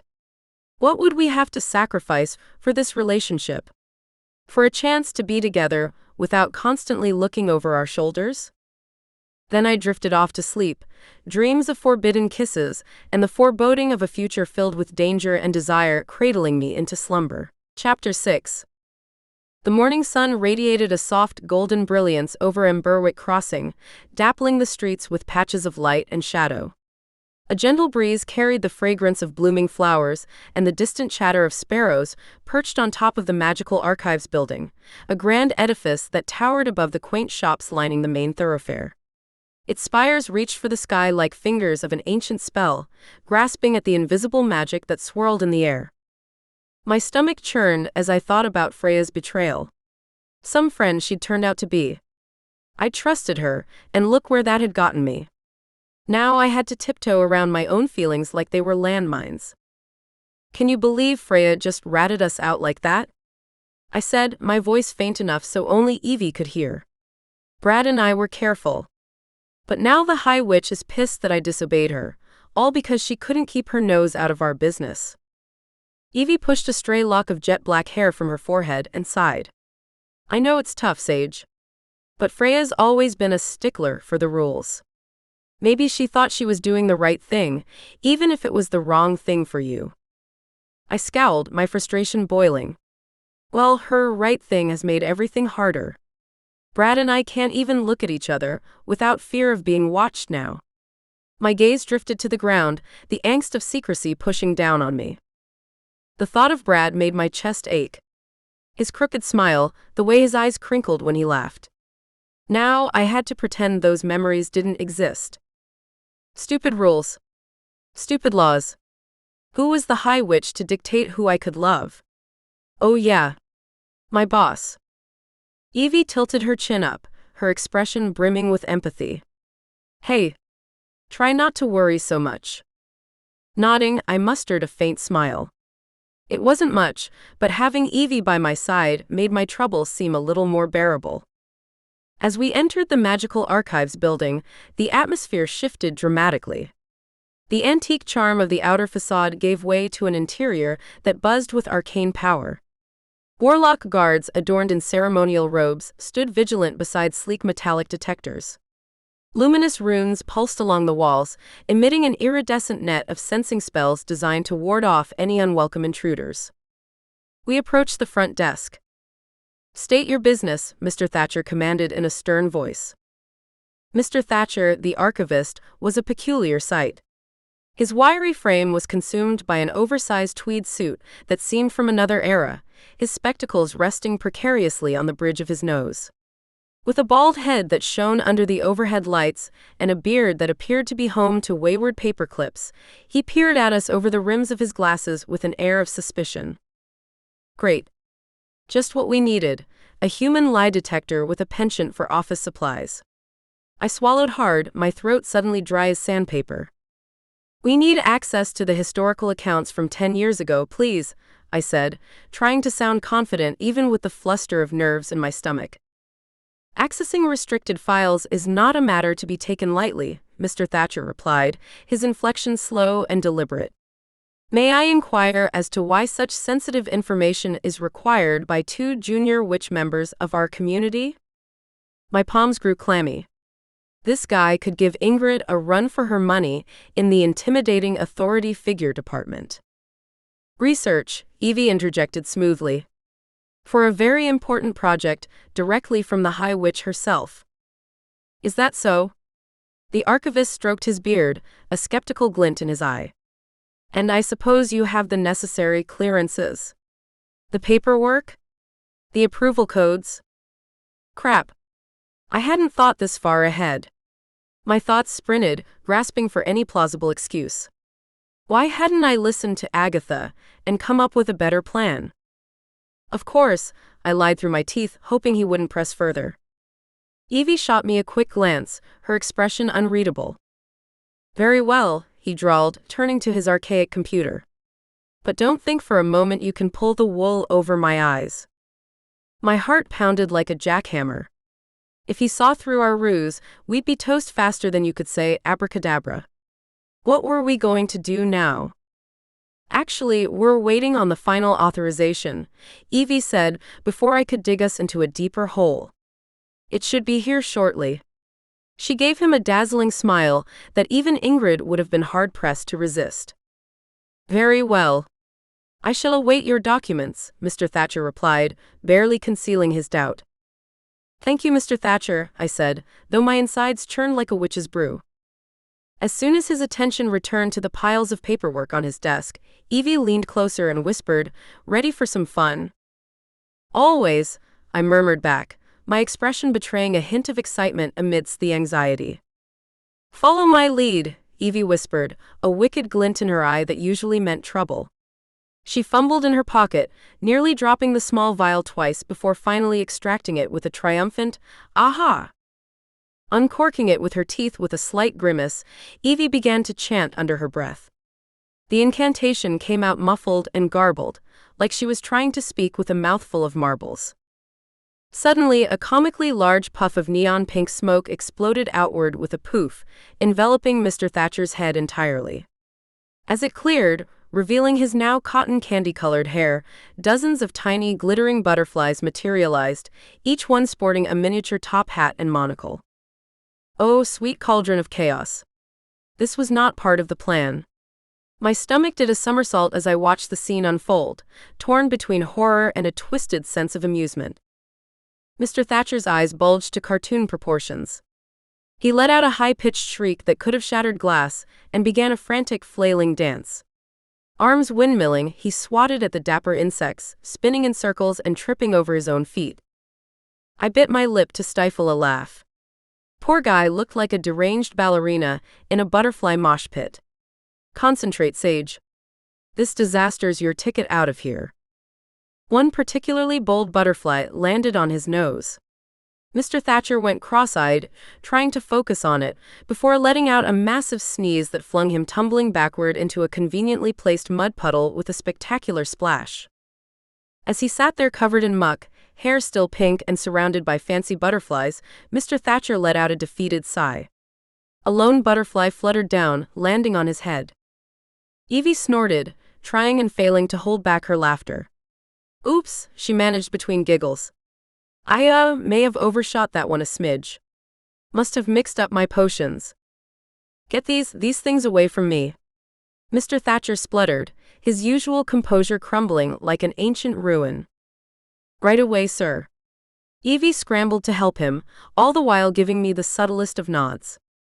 This was my chance. I slipped away, blood pumping with each step taken down the corridor towards the restricted area. The floorboards lurched beneath me in spite of my best efforts to tread lightly.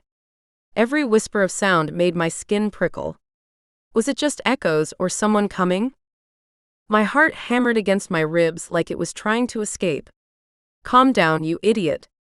Getting caught now would be worse than Agatha's hairball incidents. The dimly lit hallway stretched endlessly before me, shadows clinging to the edges like specters. Finally, I reached the imposing iron door, its surface etched with runes older than time itself. Swallowing hard, I extended a trembling hand and uttered the incantation to break the seal. Nothing happened. Holy hellfire. I frowned, feeling panic rise like a tide. I tried again, pouring more power into the spell until my fingers sparked with blue magic. Still, the door remained unyielding and shut.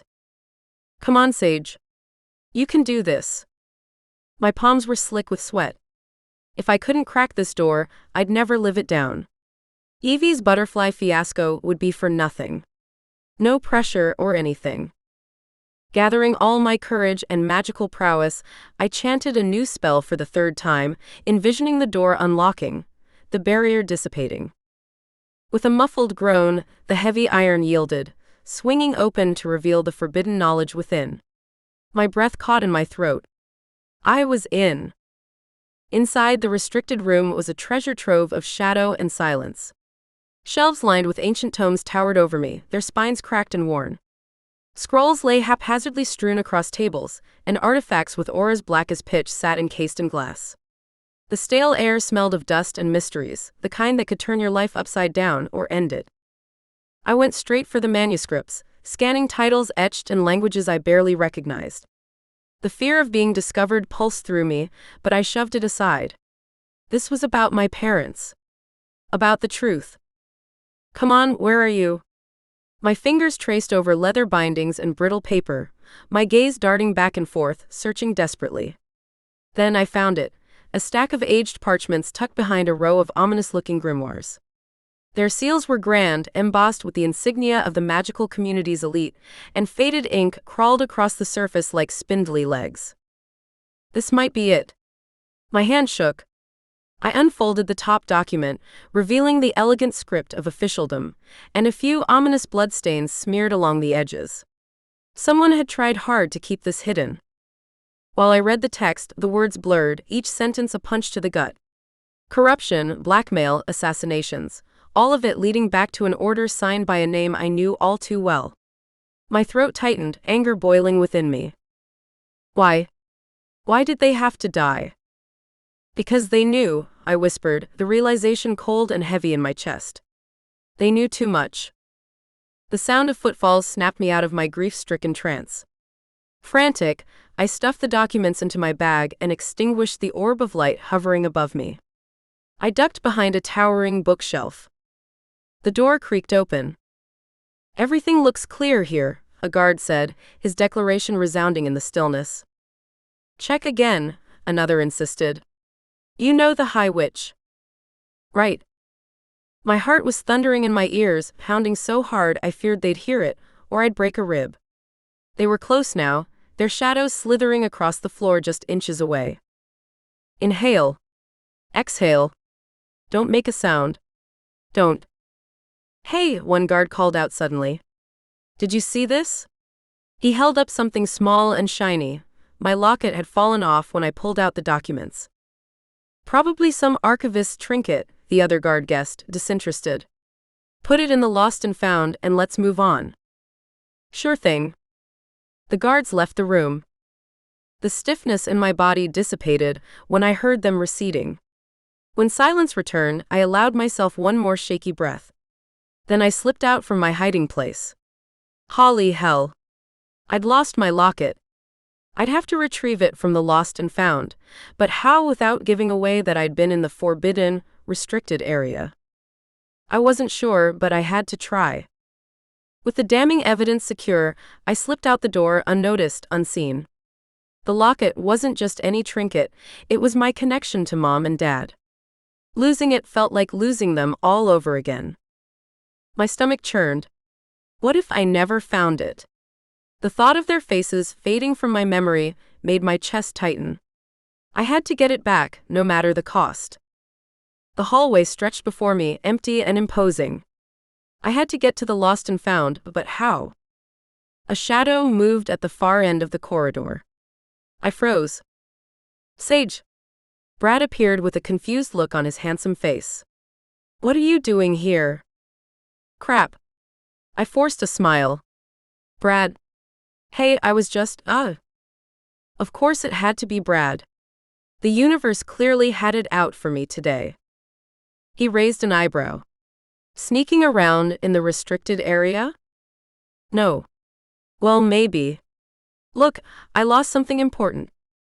Brad's eyes narrowed. In the restricted section? My throat tightened. No. I can explain. Except I couldn't. Not without digging myself into an even deeper hole. Why couldn't I have Evie's potion skills right now? Turning those guards into cute, forgetful puppies sounded pretty appealing. Can you? He crossed his arms. Because last I checked, that area was off limits to everyone but the High Witch. I bit my lip. It's complicated. It always is with you. Brad sighed. What did you lose? My locket. The one from my parents. His expression softened. Sage. A pang of guilt hit me. Brad knew how much that locket meant to me. He'd been there when I got it, after all. Now I was dragging him into my mess. I know. It was stupid. But I need it back.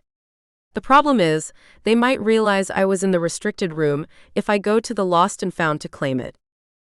Brad ran a hand through his hair. Yeah, that might be an issue. Then what do I do? My voice cracked. He hesitated, then said, I might have an idea. But you're not gonna like it. My heart leapt. Brad's ideas were usually either brilliant or disastrous. Given my luck today, I was betting on the latter. Still, I was desperate enough to try anything. Spill it, Brad. What's this brilliant plan of yours? He grimaced. We stage a break-in. My jaw dropped. Are you insane? Hear me out. We create a distraction, sneak into the lost and found, and grab your locket. They'll never know it was you. I paced. That's not terrible. 2 distractions in one day. First Evie and now you. He shoved his hands into his jeans pockets. Gee, thanks for the vote of confidence. I frowned.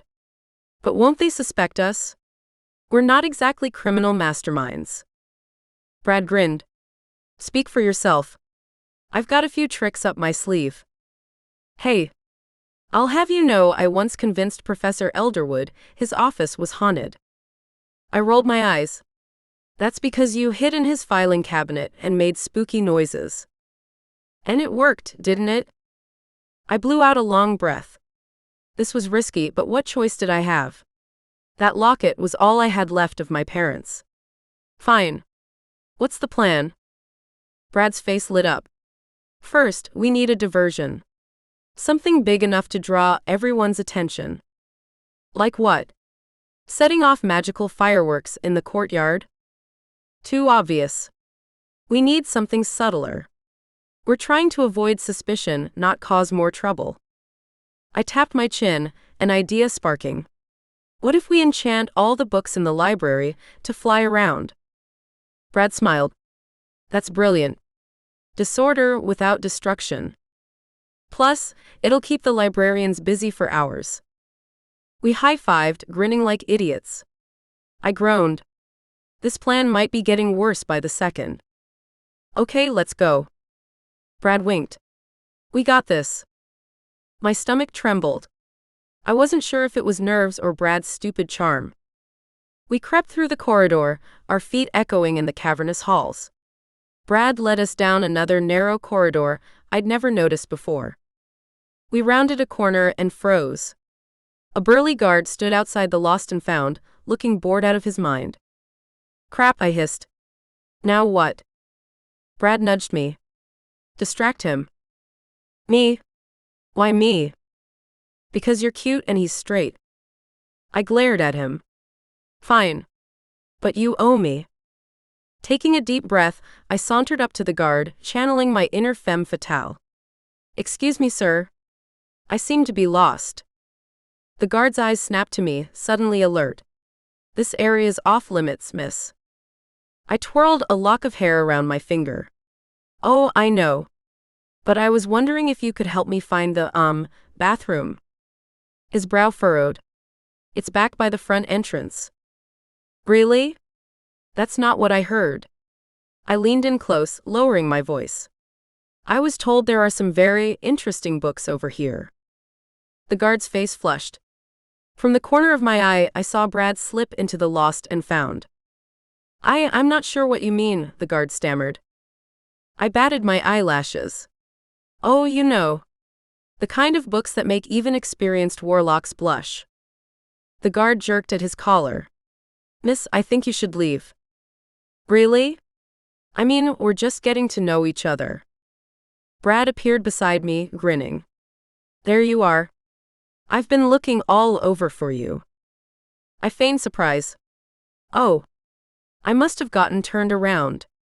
Silly me. We hurried away, leaving the flustered guard behind.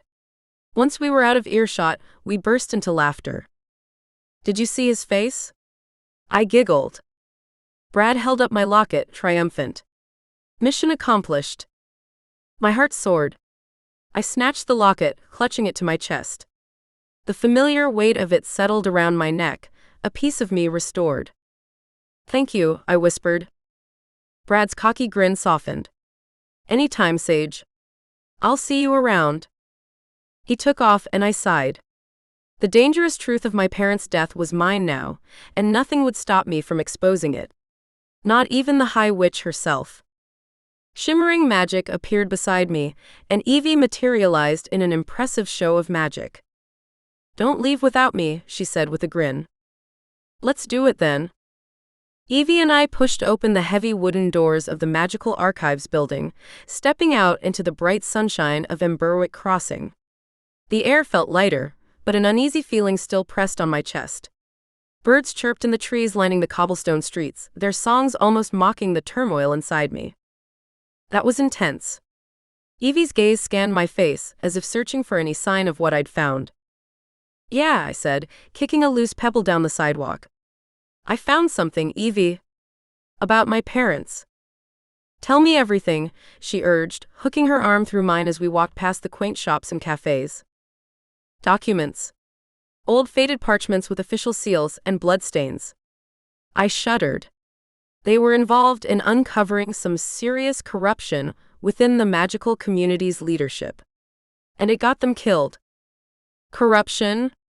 Like what?" Evie's hazel stare widened, reflecting both curiosity and concern. "Bribery, blackmail, maybe even murder. They knew too much about the start of the supernatural uprising years ago, and someone ordered their deaths to keep it all under wraps." My fingers clenched into fists at my sides. Why didn't the High Witch tell me? Why didn't anyone tell me? "Maybe they were trying to protect you," Evie said softly. "But now you know, and we can do something about it." "Yeah, but where do we start?" I asked, feeling overwhelmed. "I'm not sure," she replied. "Hey guys." Freya Weistern stood there, nervously fidgeting with the hem of her preppy blazer. Her blue stare darted between us, lined with regret. "Freya," I said, my tone flat. Memories of her betrayal flooded back, how she'd reported Brad and me to Ingrid, tearing apart our relationship. "Can we talk?" she asked. "Talk?" Evie snapped, crossing her arms over her chest. "After what you did?" "Please," Freya implored. "I'm really sorry. I thought I was doing the right thing, following orders. I didn't realize how much it would hurt you." Evie scoffed. "You ruined lives because you couldn't think for yourself." "Evie, take down a notch." I laid a hand on her arm. Then I turned to Freya. "Why now? Why apologize now?" "Because I see the damage I've done," she said, her voice breaking. "And I hate myself for it. I miss our friendship, Sage." "It's not that simple," I replied, struggling to keep my emotions in check. "You can't just undo what's been done." "I know," she whispered, tears welling up in her eyes. "But I want to try. I want to make things right." "Making things right involves more than just words," Evie retorted. "Actions speak louder." "Let me prove it," Freya pleaded. "Give me a chance." "How?" I asked, genuinely curious but still wary. "By helping you," she said, wringing her hands. "With whatever you're dealing with. Please let me help." "She might be useful," Evie grudgingly admitted, though her glare remained icy. "Fine." I sighed. "But one misstep and we're done. Understand?" "Understood."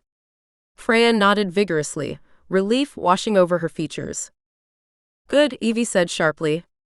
"But don't think for a second that you've earned our trust." Freya nodded, her head lowering and her gaze dropping to the ground. Before I could say anything else, something caught my eye across the street. "It's Councilman Voss," I said, more to myself than anyone else. He stood tall and imposing, draped in ebony robes.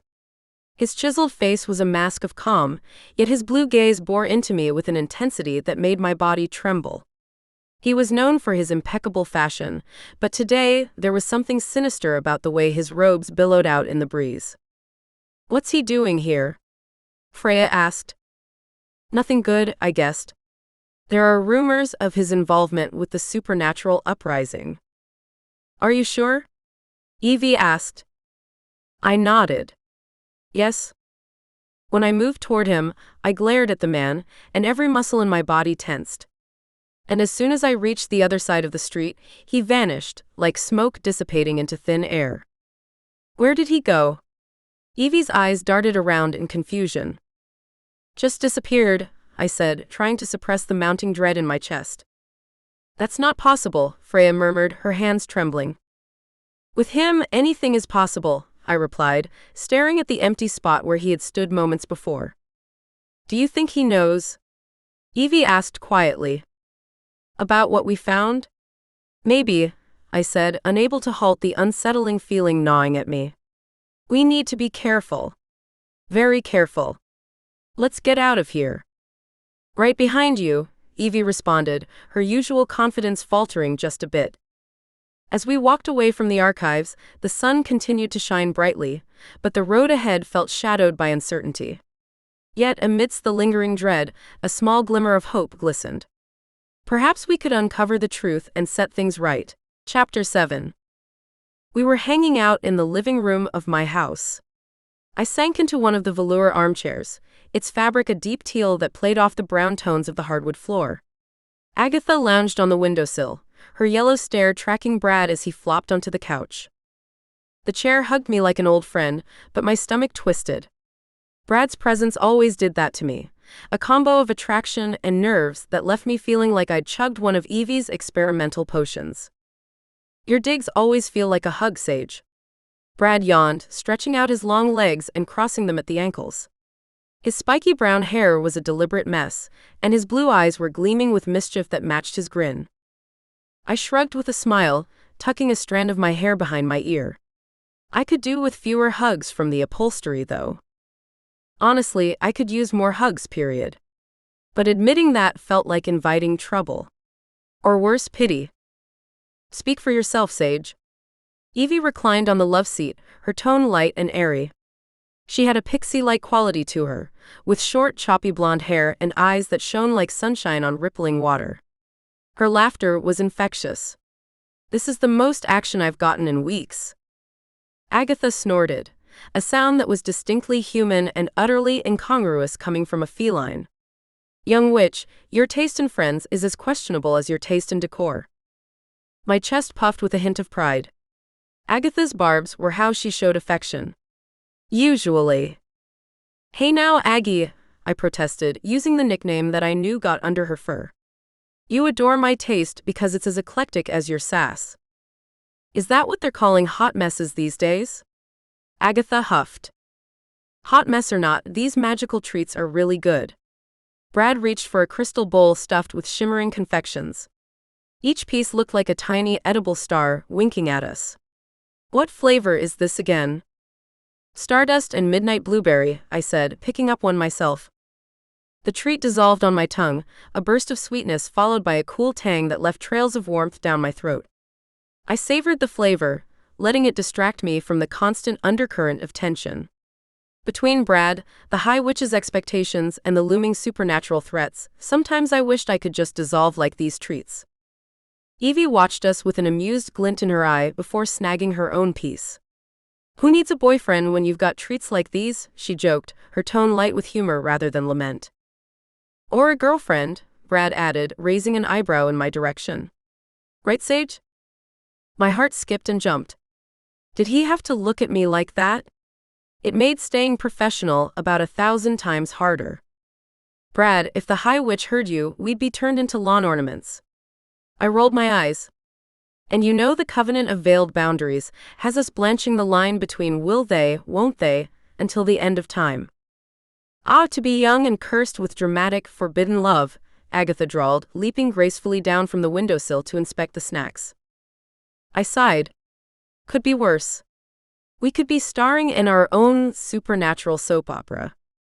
As if my life wasn't dramatic enough already. Between mentors, magic, and mayhem, some days I felt like I was living in a badly written TV show. Isn't that exactly what we're doing now? Evie popped another magical berry into her mouth. My lips curved upward. But at least we have good company for the season finale. And wasn't that the truth? Despite everything, I wouldn't trade this motley crew for anything. Even if they did drive me up the wall sometimes. Brad leaned forward, resting his elbows on his knees. I think we've got to talk about Councilman Voss. I heard he's rallying more nutjobs for this supernatural uprising war. My stomach twisted like a pretzel. Voss. That name alone made my skin crawl faster than Agatha could lick an empty tuna can. Evie nodded. Voss and his groupies are a real buzzkill. If they get their way, Emberwick Crossing won't be the same chill spot we know and love. My cat hissed with a flick of her tail. That man is colder than a witch's teat in a brass bra. Agatha, when you were human, did bras even exist? I teased, struggling to contain my laughter. Agatha rolled her eyes, her whiskers twitching in amusement. Shut it, young witch. Right, sorry, I said, though I wasn't really. Okay, so we all agree that Councilman Voss is bad news. If he kicks off this war, it'll tear our community apart. The importance of our situation pressed down on me like a mountain of grimoires. I couldn't shake the image of Emberwick Crossing torn apart, magic versus mortals. My parents would have known what to do. But they weren't here, and it was up to me to step up. Let's brainstorm some epic ways to foil his plan, Brad suggested. An impromptu musical number at his next rally, perhaps? Evie grinned, earning a snort from me. Because nothing says stop the uprising like a flash mob. I laughed. Okay, so what about a love potion? Make him fall for a siren or something. I looked at my friends, tapping a finger against my chin. Evie deadpanned. Sure, because that worked out so well for everyone in mythology. Guys, come on. I groaned, throwing my hands up in exasperation. Let's think of something that won't backfire horribly. My thoughts whirled like a tornado in a trailer park. We needed a plan, something clever, something unexpected. But every idea felt as useful as a chocolate teapot. Maybe we don't need spectacle, Brad said thoughtfully. We could just expose him. You know, reveal his plans to the community. Expose him with what? A magical PowerPoint presentation? I shook my head. We don't have any proof. Brad sat up. Better than a PowerPoint. We've got Sage, decorator extraordinaire and spell inventor. What if we design a trap he can't resist walking into? Like when we bested that shadow demon thing. A burst of excitement swelled in my chest. This was it, a chance to use my unique skills for something bigger than feng shui and color schemes. I could almost hear my parents cheering me on. I pursed my lips. Interior design magic meets espionage. Huh. I can dig it. Only if it involves zero singing, Agatha added sternly. I nodded, already imagining how we could use my skills to turn the tide on Voss. But first, recon. I'll grab my crystal ball. Wait, Brad interrupted, a grin spreading across his face. Did we just agree on a plan without any sarcasm or detours? Miracles do happen, Evie said, raising her hand skyward. The living room, with its mismatched throw pillows and a coffee table strewn with half-eaten magical confections, was momentarily still as I pushed myself off the plush armchair. Mark the date. Now let's get to work before we jinx ourselves. As I moved to fetch my crystal ball, I felt a surge of both fortitude and anxiety buzzing through me like caffeinated bees. This was it, our chance to make a difference, to protect our home. And maybe prove that I was worthy of my parents' legacy. Gotta see what Councilman Pyro is up to, I said, invoking our pet name for Voss with a smirk. The warlock gave me major creeper vibes, but we needed intel. No pain, no gain, right? Be careful, Sage. Evie's stare was framed with concern, her brow furrowing beneath her midnight black bangs. Always am. I winked at her, though my heart hammered against my ribcage. I slipped out of the room, the soft soles of my boots making no sound on the hardwood floor. The crystal ball was seated on its ornate pedestal in my bedroom, snug amongst various trinkets and talismans that reflected the moonlight filtering through the window. With both hands, I lifted the orb, cool and smooth to the touch, and felt the hum of dormant magic waiting to be awakened. Back in the living room, I set the ball down before me, easing into a cross-legged position on the floor. My friends watched with anticipation and gravity etched on their faces. I exhaled slowly, letting my fingers hover above the crystal surface before I said the incantation. Reveal to us that which is hidden, show us the unseen. The orb sparked to life, a blur of colors churning within its depths.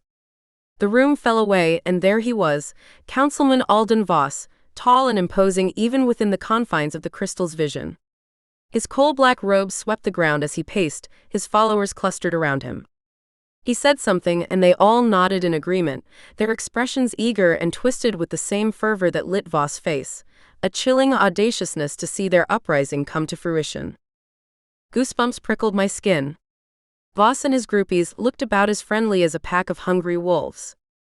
What were they plotting? Whatever it was, I had a feeling it'd be about as fun as a root canal. Check it out, guys. I was transfixed by the scene unfolding within the orb. Who is that with him? Brad leaned in closer, squinting at the female figure standing just behind Voss. Looks like he's not alone, I noted, my voice low. The woman beside him was draped in shadows, her features obscured, yet the way she tilted her head towards him suggested an intimacy that went beyond mere conspiracy. My brain went into overdrive. Who was this chick? Voss's evil queen or just a pawn in his war? Either way, I suspected that she was a key player in this game.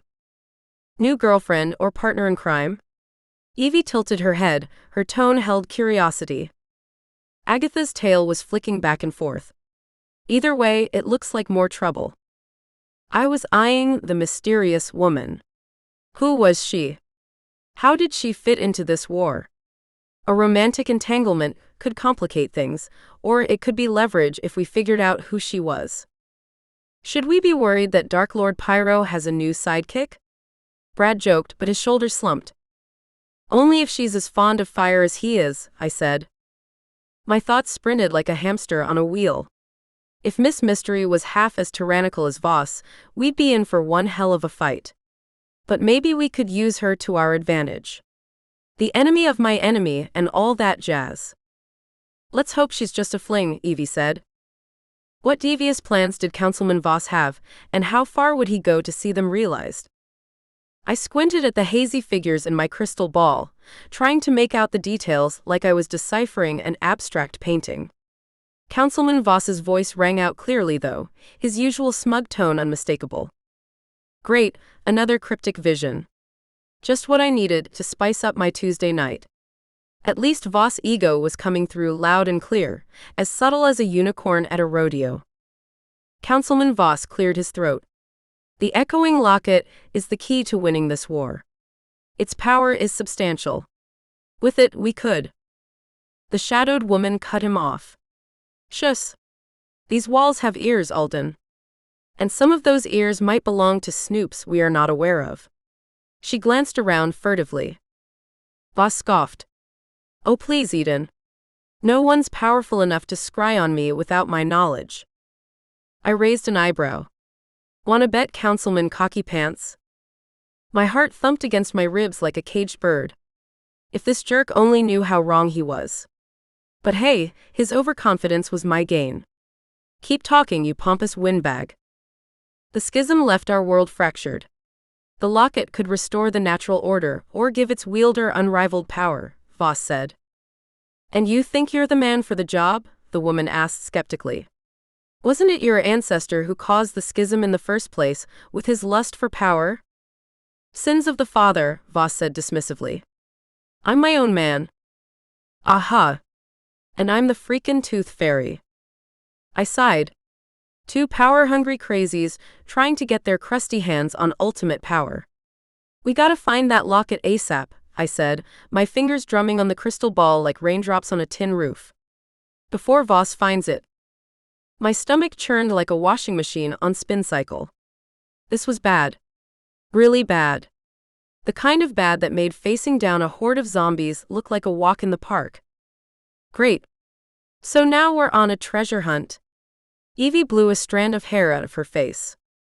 More like a prevent the apocalypse kind of hunt, I quipped, unable to suppress the sarcasm even as a wave of responsibility crashed over me. We've got to get to that locket before he does. Brad leaned forward, his brow furrowed. Hold up, Sage. We don't even know what this echoing locket does. Duh, it's got vast power. Weren't you listening? Agatha's tail swished impatiently. I say we swipe it and pawn it off. Mama needs a new scratching post. I shot her a look. Not helping, Agatha. Sometimes I wondered if Agatha's transformation into a cat had scrambled her priorities along with her DNA. Focus, kitty. World-ending crisis here. Evie twirled a strand of her cotton candy hair. Maybe we should tell the High Witch? This seems majorly above our pay grade. My stomach clenched like a fist. The thought of running to Ingrid made me feel like a little kid tattling to mommy. No way. She'd just shut us out. We need to handle this ourselves. Ingrid might be powerful, but her trust issues were about as deep as the Mariana Trench. Sage. Brad's tone was gentle, but I could hear the exasperation underneath. This isn't some homework assignment. We're talking about potentially devastating consequences. I stood up, pacing the room like a caged animal. You think I don't know that? That's exactly why we can't sit on our butts and do nothing. My palms were sweaty, knees weak, arms heavy. Okay, maybe I'd been listening to too much Eminem lately, but the sentiment still stood. We had to act, and fast. Evie raised her hand timidly. Quick question. What's the Great Magical Schism? I paused, the realization hitting me like a ton of bricks. I don't actually know. Well, that was embarrassing. Some savior of the magical world I was turning out to be. Couldn't even explain the big bad history we were supposed to be preventing from happening. Brad pinched the bridge of his nose. Fantastic. So we're chasing after an artifact we know nothing about, to prevent a schism we can't explain. Solid plan, guys. Look, I said, my voice rising. All I know is Voss wants it, which means it's bad news. We have to at least try to find it first. Agatha yawned dramatically. Well, count me out. I've got important cat business to attend to. Like napping. I glared at her. Some familiar you are. I had the urge to cast a spell, maybe turn my cat into a slightly more helpful creature. Like a goldfish. Or a potted plant. Agatha huffed. Hey, I didn't ask for this gig, Sage. Or to be reincarnated into a cat. Now I felt bad for being irritated with her. Poor Agatha, stuck in feline form like a genie trapped in a furry lamp. At least she got to keep her snark. Evie stood up. I'm in, Sage. We can at least do some research, right? I felt a surge of gratitude, like a balmy ray of sunshine breaking through dark clouds. Thanks, Evie. Brad? He sighed, running a hand through his hair. Fine. But if things get too dicey, we bail. I nodded, relief flooding over me. We've got a magical community to save. True. And what's the worst that could happen? Brad asked. End of the world. NBD, I shot back. Joking about the apocalypse felt like whistling past a graveyard, but humor was my shield against the fear gnawing at my insides. Okay team, let's strategize, Evie said, her tone all business now. Brad, you're the muscle and tech guy. Sage obviously brings the magical firepower. And Agatha, well, she's Agatha. Agatha ignored my best friend, licking a paw with feigned disinterest. Muscle, tech, and firepower, I echoed. Sounds like we're ready for an epic quest, or a very strange rock band. A nervous laugh inched up in my throat. We were about as prepared for this as a snowman for summer vacation. Let's not forget your snark, Sage. It's definitely your most powerful weapon, Evie teased, her grin infectious despite the gravity of the situation. Snark, sass, and spellcraft. Got it. My palms were sweaty. I wiped them on my jeans, trying to shake off the jitters. This wasn't just another magical mishap we could laugh off over coffee later. Guys, this is serious, I said after a moment, the humor fading. Think about it. Boss could use it to control or destroy. We can't let that happen. Then we won't, Brad stated firmly, his usual levity gone. We stick together. We always have. Evie bumped her fist against mine. Team Weird saves the day, right? Team Weird for the win, I agreed. My throat tightened. I wanted to believe it, but doubt crept in like shadows at twilight. Were we really ready for this? All right, it's getting late, Brad said with a glance at his watch. We should probably call it a night and start fresh in the morning. Evie stood up and stretched. Agreed. Besides, my brain's fried. Can't plot world-saving strategies on a tired mind. Evie hugged me quickly. Good night, Sage. We've got this.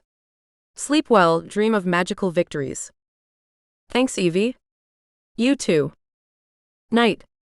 Brad moved towards the door and then paused, turning back with a crooked grin. Don't do anything I wouldn't do, Sage. My heart did a little flip-flop, like a fish out of water. A flock of butterflies took flight in my stomach, flapping their gossamer wings. Brad's smiles always had that effect, even after all these years. The urge to reach out, to pull him close and never let go, crashed over me like a tidal wave. Then I clenched my fists, fingernails digging into my palms. I pushed the feeling down, reminding myself that we were strictly in the friend zone now. Ah, thanks a lot, High Witch. Buzzkill. I plastered on a grin. Considering your threshold for wouldn't do, that leaves our options wide open, don't you think? He winked at me. Guess you'll have to wait and see. Brad stepped out into the crisp night air, the door clicking shut behind him with an air of finality. I released a breath I didn't realize I'd been holding. One of these days, that warlock was going to be the death of me, I swear. But what a way to go. Sighing, I turned to Agatha, who was now sprawled across the armrest of the couch. You think we're up for this, Cat? Meow, she replied nonchalantly. Your confidence is not reassuring. My joke dripped with sarcasm, though fondness for my familiar warmed my heart. I flopped down onto the couch, letting the silence envelop me. The echoing locket, a relic capable of unraveling the very fabric of our world if it fell into the wrong hands. My thoughts churned like a cauldron of anxiety soup. This wasn't just another magical mishap we could laugh off later. This hefty responsibility pushed down on me, heavy as a troll's backside. I couldn't help feeling that we were way out of our league, like a bunch of kids playing dress-up in their parents' ceremonial robes.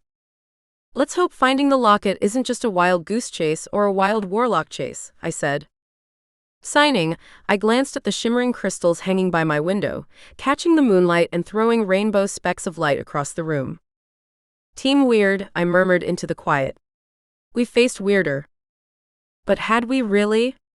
My thoughts sifted through our past adventures, each one seeming like child's play compared to this.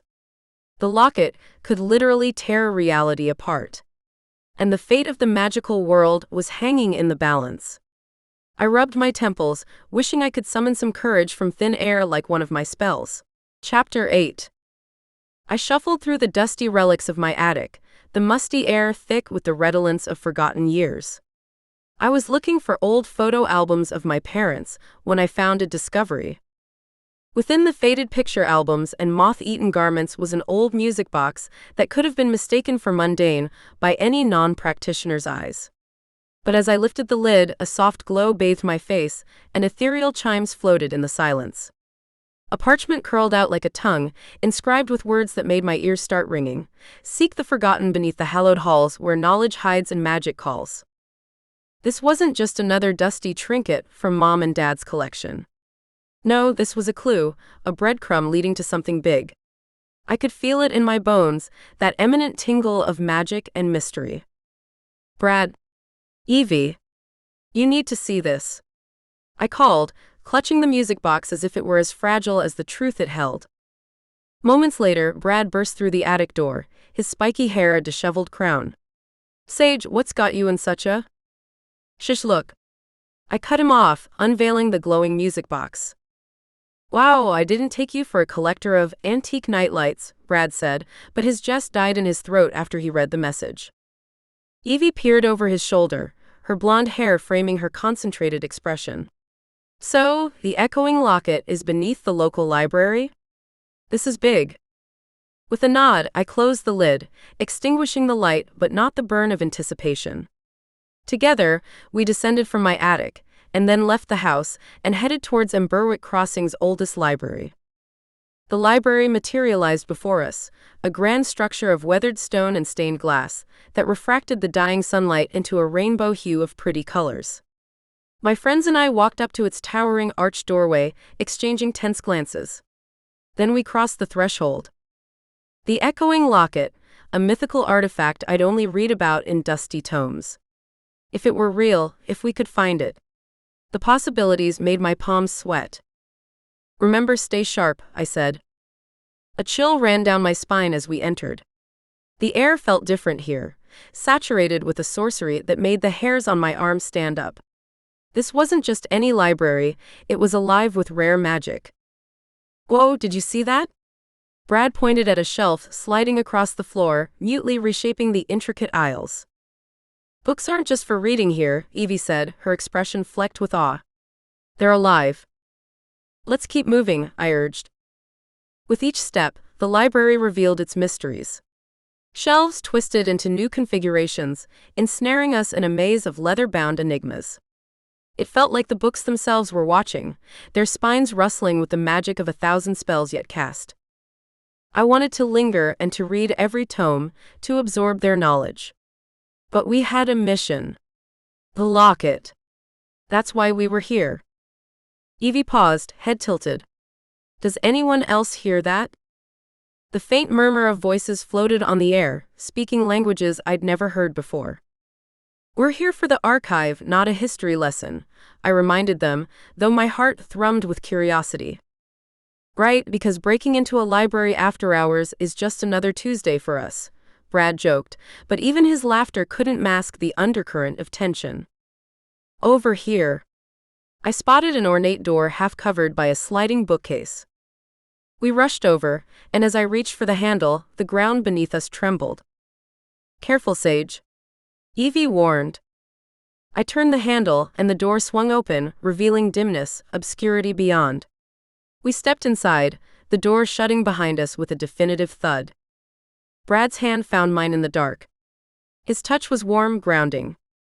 Let's find what's waiting for us, I replied, sounding steady despite the eerie chill of the room. We had hardly taken a step forward when a spectral figure wafted into existence before us. Draped in tattered robes that flapped as if caught in a breeze, the spirit librarian glowed with a pale, otherworldly light. Seekers of knowledge, she intoned, her voice echoing off the stone walls like a dirge, answer my riddles 3 and the path shall be laid bare. Shit. Ghostly gatekeepers now? What's next? A dragon guarding treasure. Brad said, then he stepped forward, his blue eyes alight with the challenge. Speak your riddle, spirit, I demanded, meeting her translucent gaze. Very well, she said, her accent a whisper of wind through autumn leaves. I have cities but no houses. Forests but no trees. Rivers without water. What am I? A map. Evie exclaimed almost instantly, her expression bright with triumph. Correct, the librarian said, nodding. A section of the wall slid away, revealing another passage. Lead on, Sage, Brad said. We entered the newly revealed corridor. While we traversed the twisting halls, Brad's hand found mine again, sending a zing up my arm. But this wasn't the time or place for romantic feels. We had to keep our attention on our goal. Another riddle? I prodded when we met an impasse. Without fingers I point, without arms I strike, without feet I run. What am I? The librarian spirit's riddle came like a gust. A clock, I answered after a heartbeat's pause. Magic thrummed in the air as another barrier dissolved, opening the way forward. Nice one, Brad said. Keep it together, you two, Evie chastised gently, though her lips quirked in a half-smile. We're not done yet. Our expedition took us deeper, until we reached a chamber where reality seemed to fray at the edges. Objects floated midair, books flapped around like birds, papers fluttered upwards like leaves in reverse. This place under the local library was crazy intense. My stomach lurched as the room spun. So much for my usual grace under pressure. I'd take a horde of angry pixies over this fun house any day. Watch out! I cried as a chair zoomed past us, narrowly missing Brad's head. Gravity's gone haywire, he said, gripping a floating shelf to anchor himself. Look! Evie pointed at symbols etched on a series of platforms, hovering in the air. We need to press those in the right order. Great. A magical puzzle in 0G. Just what we needed to make this day even more interesting. Easy for you to say, I retorted, leaping onto a platform that promptly flipped, tossing me into the air, or was it the ground now? My thoughts were in a disarray as I flailed, desperately trying to regain control. Next time, I should bring a personal gravity spell. Got it. Brad called out, pressing the last symbol just as I managed to right myself. The door ahead clicked open. Next room, quickly. I urged, relieved to feel solid ground beneath my feet once more. The next chamber was dimly lit, dominated by an enormous mirror that stretched from floor to ceiling. Our reflections stared back at us, but they twisted, morphing into grotesque caricatures that embodied our deepest fears. This was bad. Really bad. I'd seen enough horror movies to know where this was going. Brad, don't look. I warned. Then his reflection contorted into a monstrous version of himself, his features sharp and cruel. My breath caught in my throat. That wasn't Brad. It couldn't be. I knew him better than that, didn't I? Evie, your potion knowledge. I shouted over the rising cacophony of our doppelganger's taunts. Yeah. Evie fumbled in her bag, plucking out a vial. She hurled it at the mirror, and the glass shimmered, the nightmare images dissolving into smoke. Is it over? Evie's body trembled. Let's not wait to find out, Brad replied, ushering us forward as the door on the opposite side slowly slid open. We spilled into the hallway. My hands shook as we moved on. Whatever was behind that door, I hoped it didn't involve any more mirrors. Or chairs with a vendetta against gravity. The hallway led to a dead end, but not just any dead end. The wall before us was alive with moving symbols and glowing runes, an elaborate magical lock that seemed to shimmer and shift under our gaze. Okay, I said, stepping closer. This lock needs our combined magical signatures. Brad nodded. I'll start with the foundation rune. Evie, you're up for the intuition sigils. I pointed to the swirling designs that moved like quicksilver. Got it, Sage? Evie had her hands poised, and she concentrated on the patterns. We each reached out, channeling our magic into the lock. The symbols began to resonate with a quiet hum that grew louder, vibrating through the stone floor and into our bones. Is it working? Evie asked, her voice imbued with hope.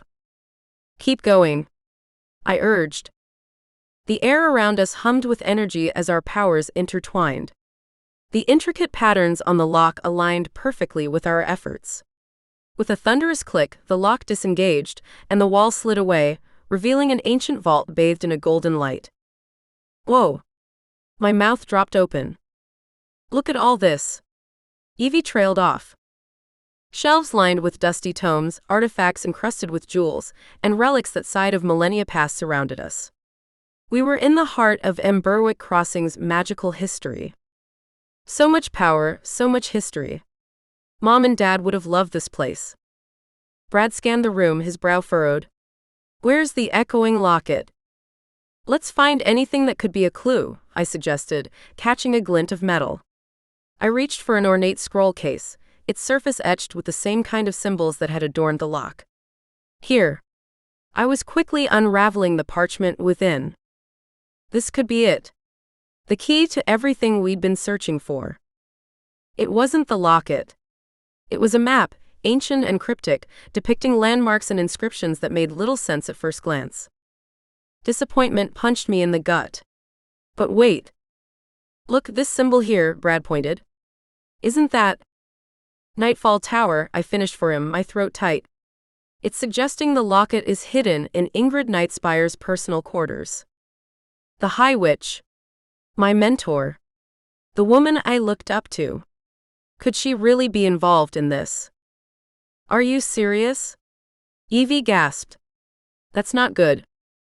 Understatement of the century, I said. Ingrid's quarters are off limits to everyone. And she's no ordinary witch, she's…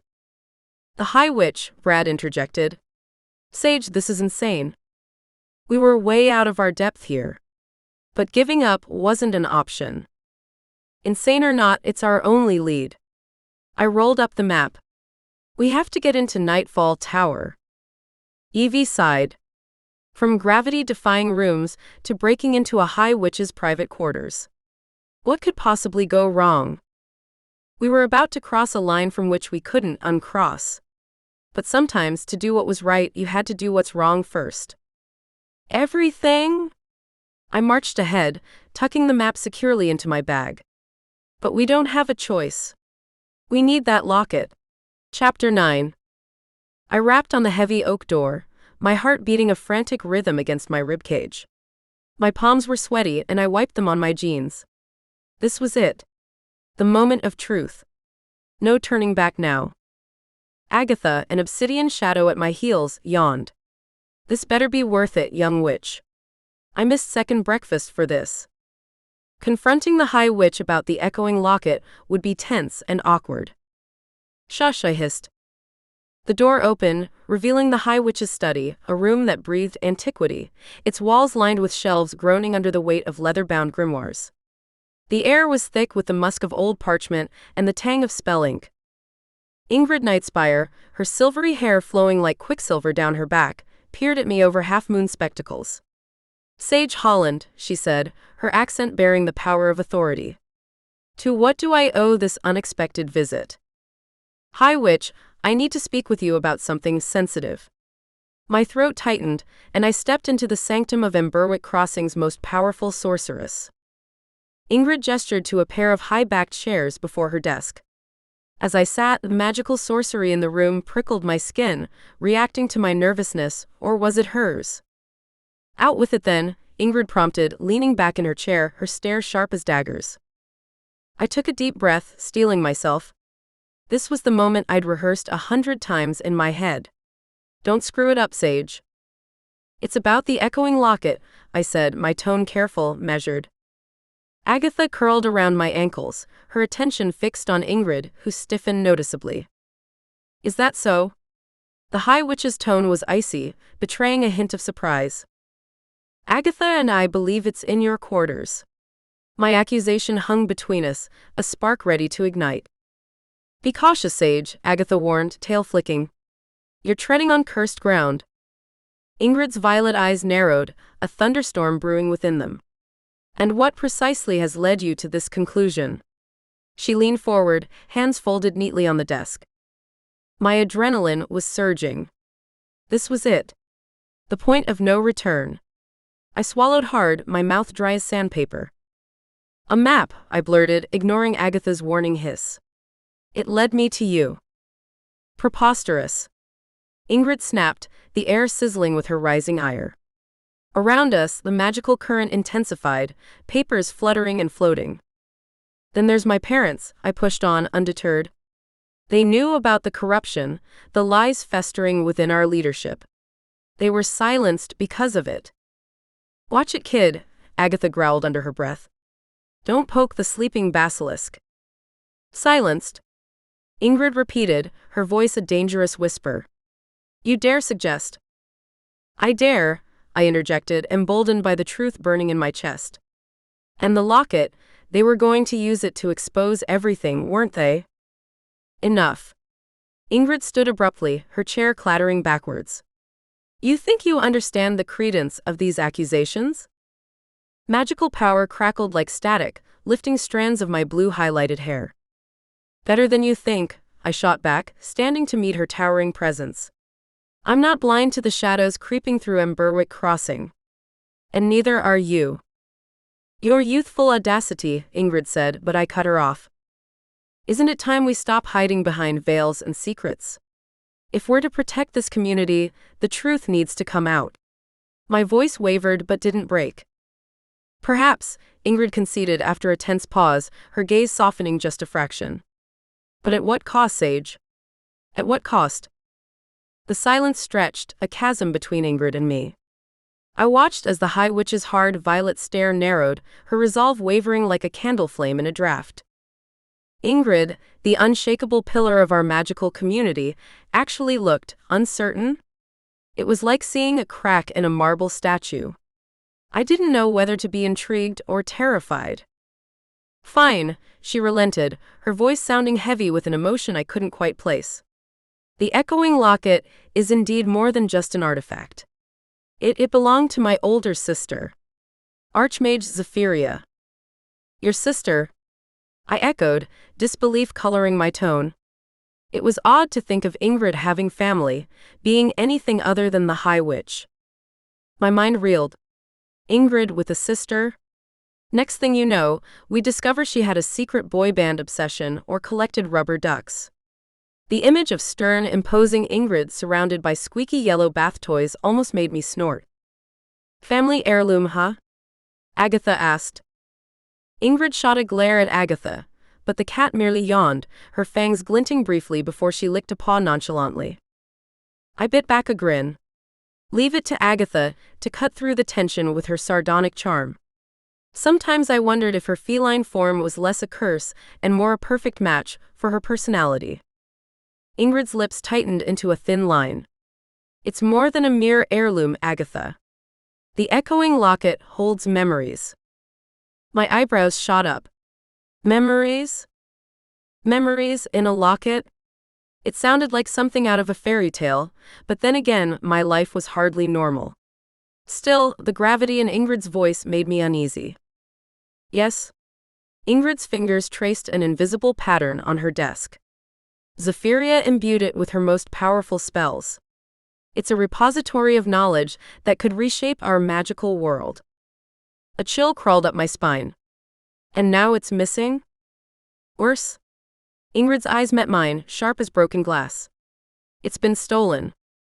My stomach dropped. Stolen magical artifacts were never good news. I'd seen enough movies to know where this was heading, and it wasn't to a whimsical musical number. Agatha's tail swished. Let me guess. You want us to play fetch? I shot my familiar a look. Not helping. Actually, Ingrid said, her body stiff, that's precisely what I need. My mouth went dry. Great. Just great. I was barely able to keep my house clean with magic, and now Ingrid wanted me to track down some world-altering magical locket? I half expected her to tell me the fate of the universe depended on it. No pressure or anything. Sage, Ingrid leaned forward, her perfume sandalwood and sage tickling my nose. You're the only one I trust with this. Your unique abilities, your connection to, she stopped abruptly, pain flashing across her face. To what? I pressed. My pulse quickened. There it was again, that flicker of vulnerability.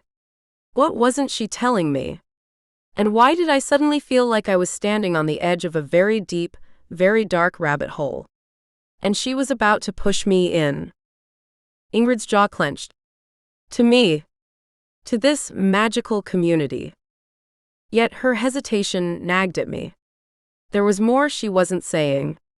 I narrowed my eyes. Ingrid was many things, but a bad liar wasn't one of them. Whatever she was hiding, it was big. And probably dangerous.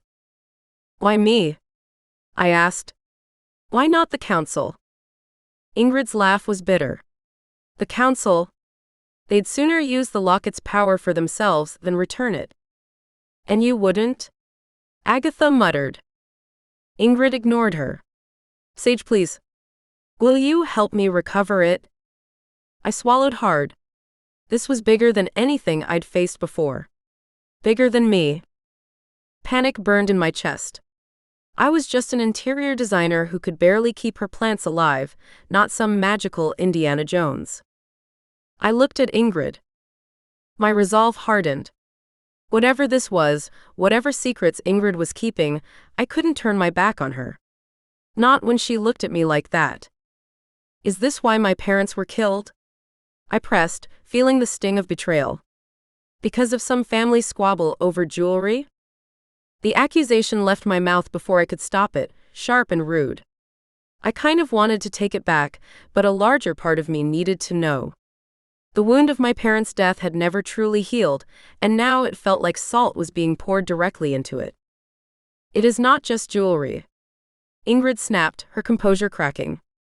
It is power, the kind that can upend councils or expose deep-seated corruption. Your parents were perceptive.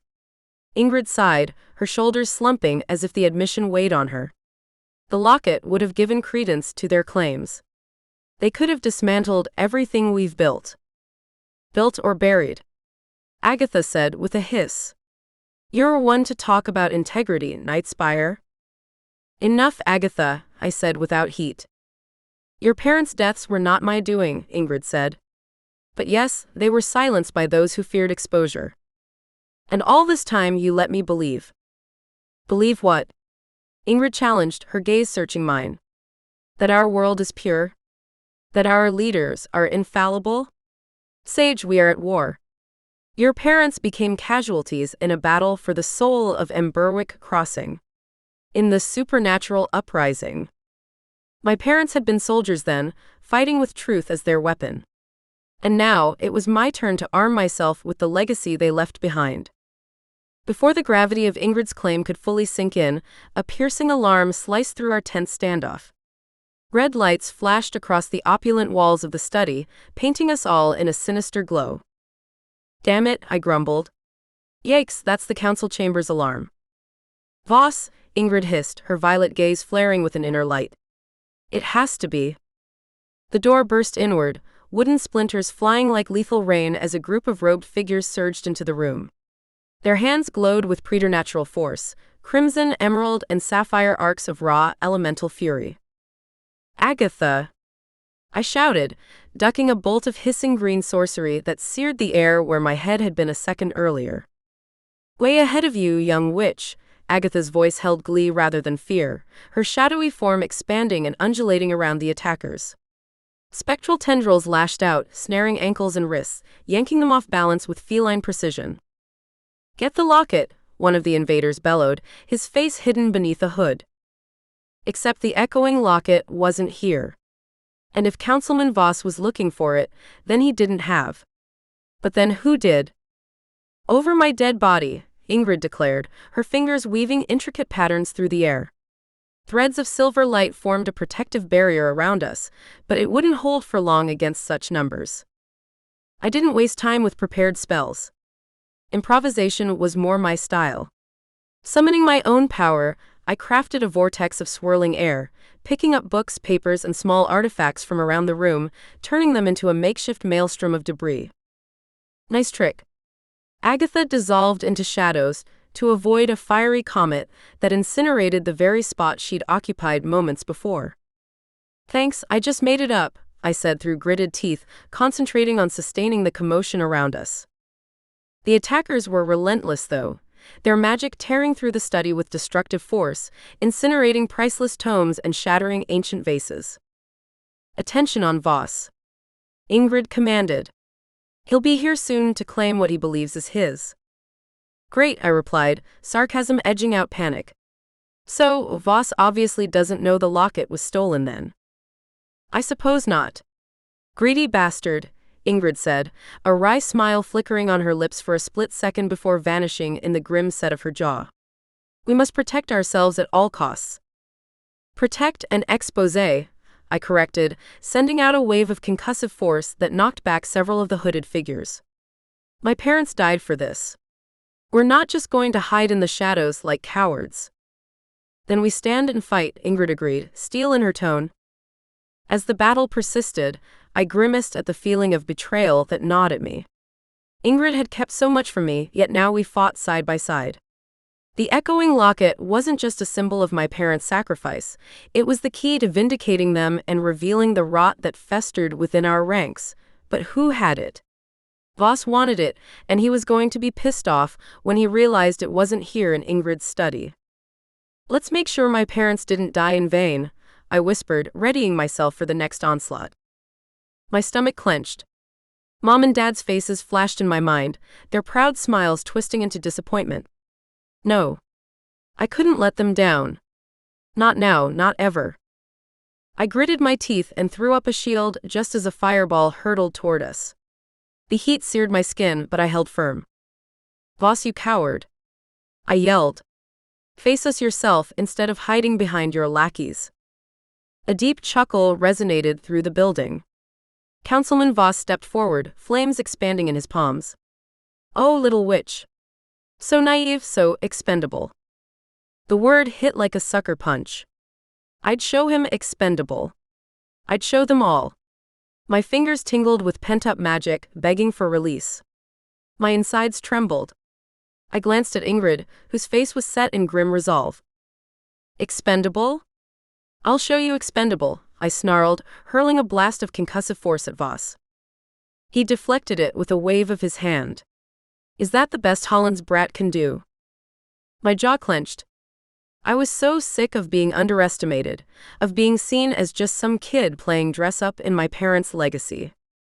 Before I could retort, a familiar voice rang out. She's not alone, asshole. Brad materialized beside me, the air shimmering around him. Evie appeared moments later, her hands glowing with potion-fueled witchery. Cavalry's here. We got your back, Sage. Evie thrust a fist into the air. Team Sage. Voss's eyes narrowed. More children playing war. How quaint. My friends. My team. My family. A surge of fierce protectiveness crashed over me. I'd be damned if I let Voss hurt them. Let's talk, more action, Agatha hissed from the shadows. I nodded, my hands crackling with enchantments. You heard the cat. Let's end this. The room exploded into anarchy. Voss soldiers circled us, their hoods concealing twisted faces. I ducked under a punch, retaliating with a spell that hurled my attacker flying. The stench of ozone saturated the air, and magic fought against magic. Sage duck. Brad yelled. I dropped to the floor as a chunk of ceiling sailed over my head, crushing two of Voss' men. Brad grinned, his hands outstretched. Show off, I said, but couldn't help smiling. Evie's laughter rang out when she lobbed a potion at a group of soldiers. There was a pop, and suddenly a cluster of confused rabbits sat where the men had been. Really, Evie? I called out. She shrugged. What? They're easier to deal with this way. I rolled my eyes and turned back to the fight. The mayhem of the room made it difficult to see, but I could make out Ingrid's fierce determination as she battled against Voss. Ingrid and Voss stood in the center, their hands glowing with power as they clashed in a fierce battle. The flashes of light illuminated the hooded figure in front of me, their features hidden. Her spells, a bright blue color, crashed against his sinister strength. The air around them vibrated with power, casting a haze over the room. As I began to approach them, a hooded figure stepped in my way, his face obscured by the darkness of his cloak. His expressions shone with malice, and in his hand he held a twisted and jagged wand. Going somewhere? The goon growled, lunging at me. I sidestepped, grabbing his arm and using his momentum to throw him into a bookshelf. He crashed through it with a satisfying crunch. Yeah, I panted. To kick your boss's ass. I charged toward Voss, my blood pounding in my ears. The air sizzled with magic, thick and oppressive. Voss' eyes bore into mine, a sneer twisting his lips. Come to join the grown-ups fight, little girl? Voss taunted. I stood tall, ready to unleash a spell. Funny, I only see one child here. Councilman Voss' face contorted with rage. He hurled a fireball at me, but I was ready. I dove to the side, feeling the heat singe my hair. When I rolled to my feet, I caught sight of Brad grappling with two of Voss' goons. Brad, behind you. I shouted. He spun, narrowly avoiding a dagger to the back. With a grunt, he slammed his attacker into the wall. Thanks, Sage, he called back. Watch your own ass, will you? A shadow darted past my feet.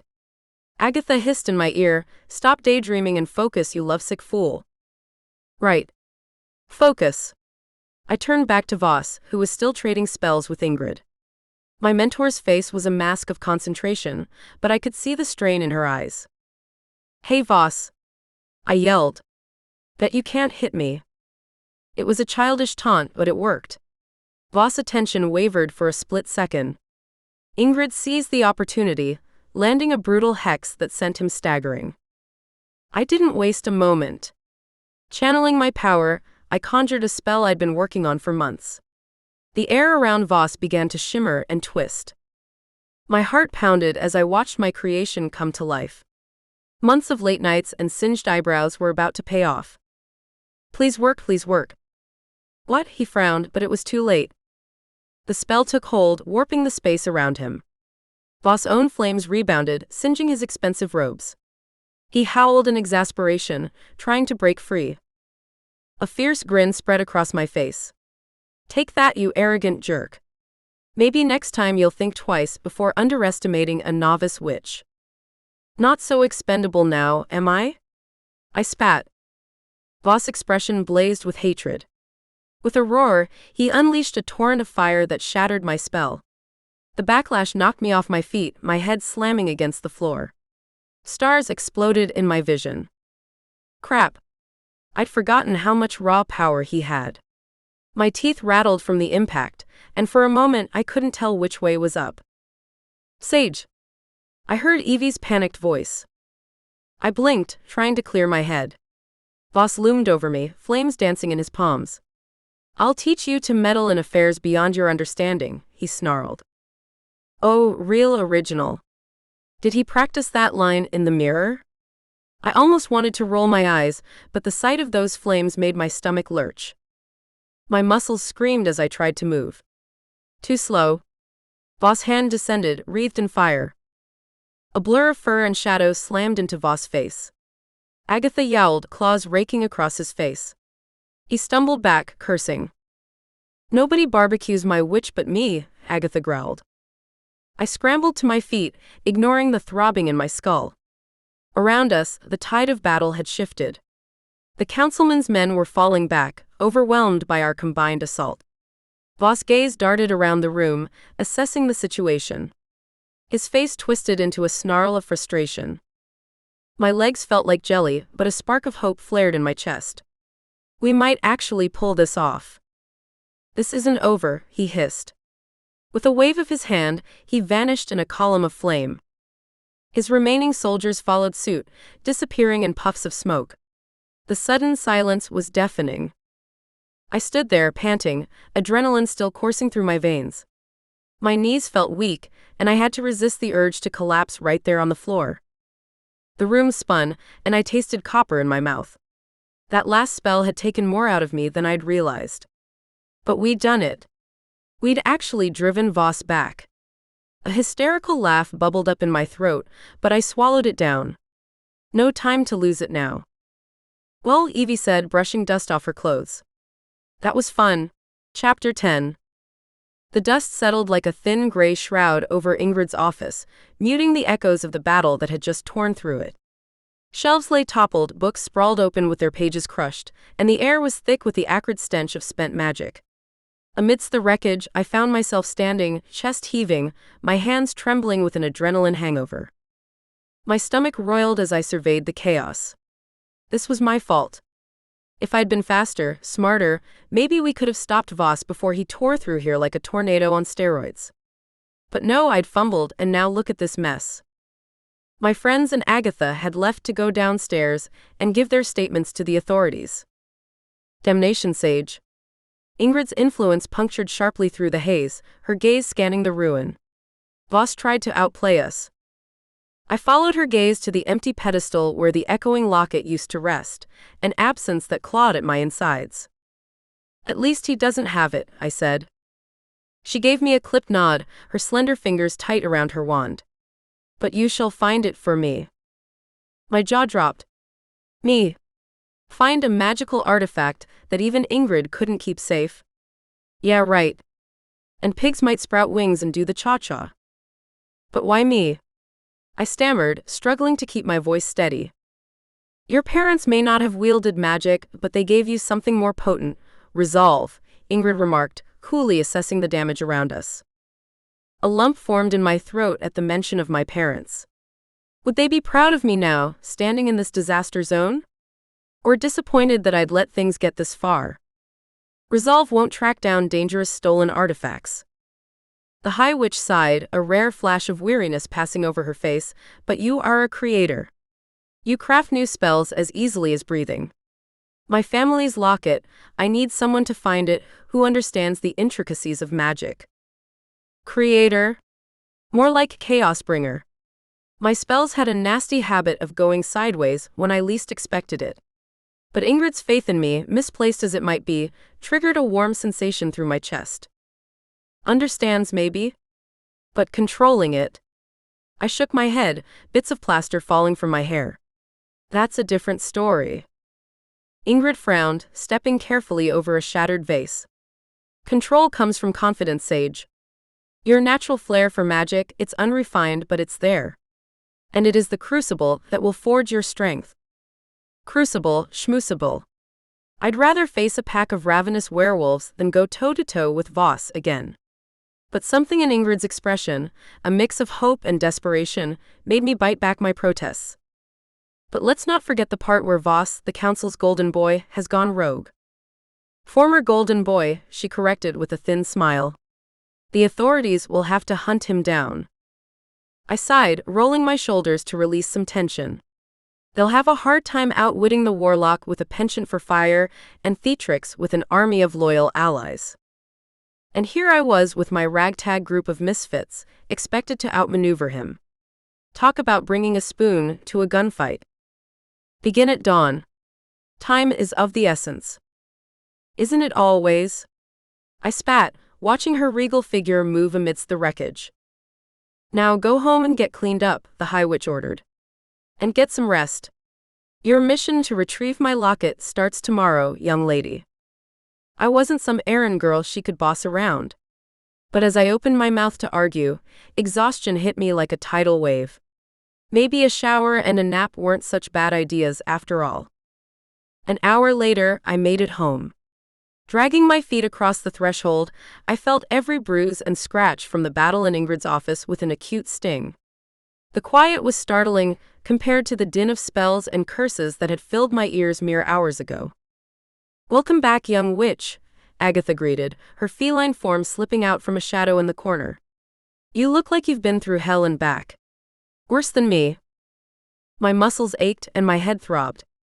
I swear I could still smell the acrid stench of Voss fire magic clinging to my clothes. Holy hell! I groaned, collapsing onto the couch. That's putting it mildly. Agatha leapt onto my lap. The echoing locket, any idea who could have taken it, if not Voss? None. My fingers plucked at the frayed edges of a throw pillow, my thoughts whirling. It has to be someone with access to Ingrid's sanctum. Someone we wouldn't expect. The list of suspects grew longer by the second. Each name brought a new wave of unease, settling like lead in my stomach. An inside job, Agatha mused, her yellow eyes narrowing. Ingrid won't rest until she finds it.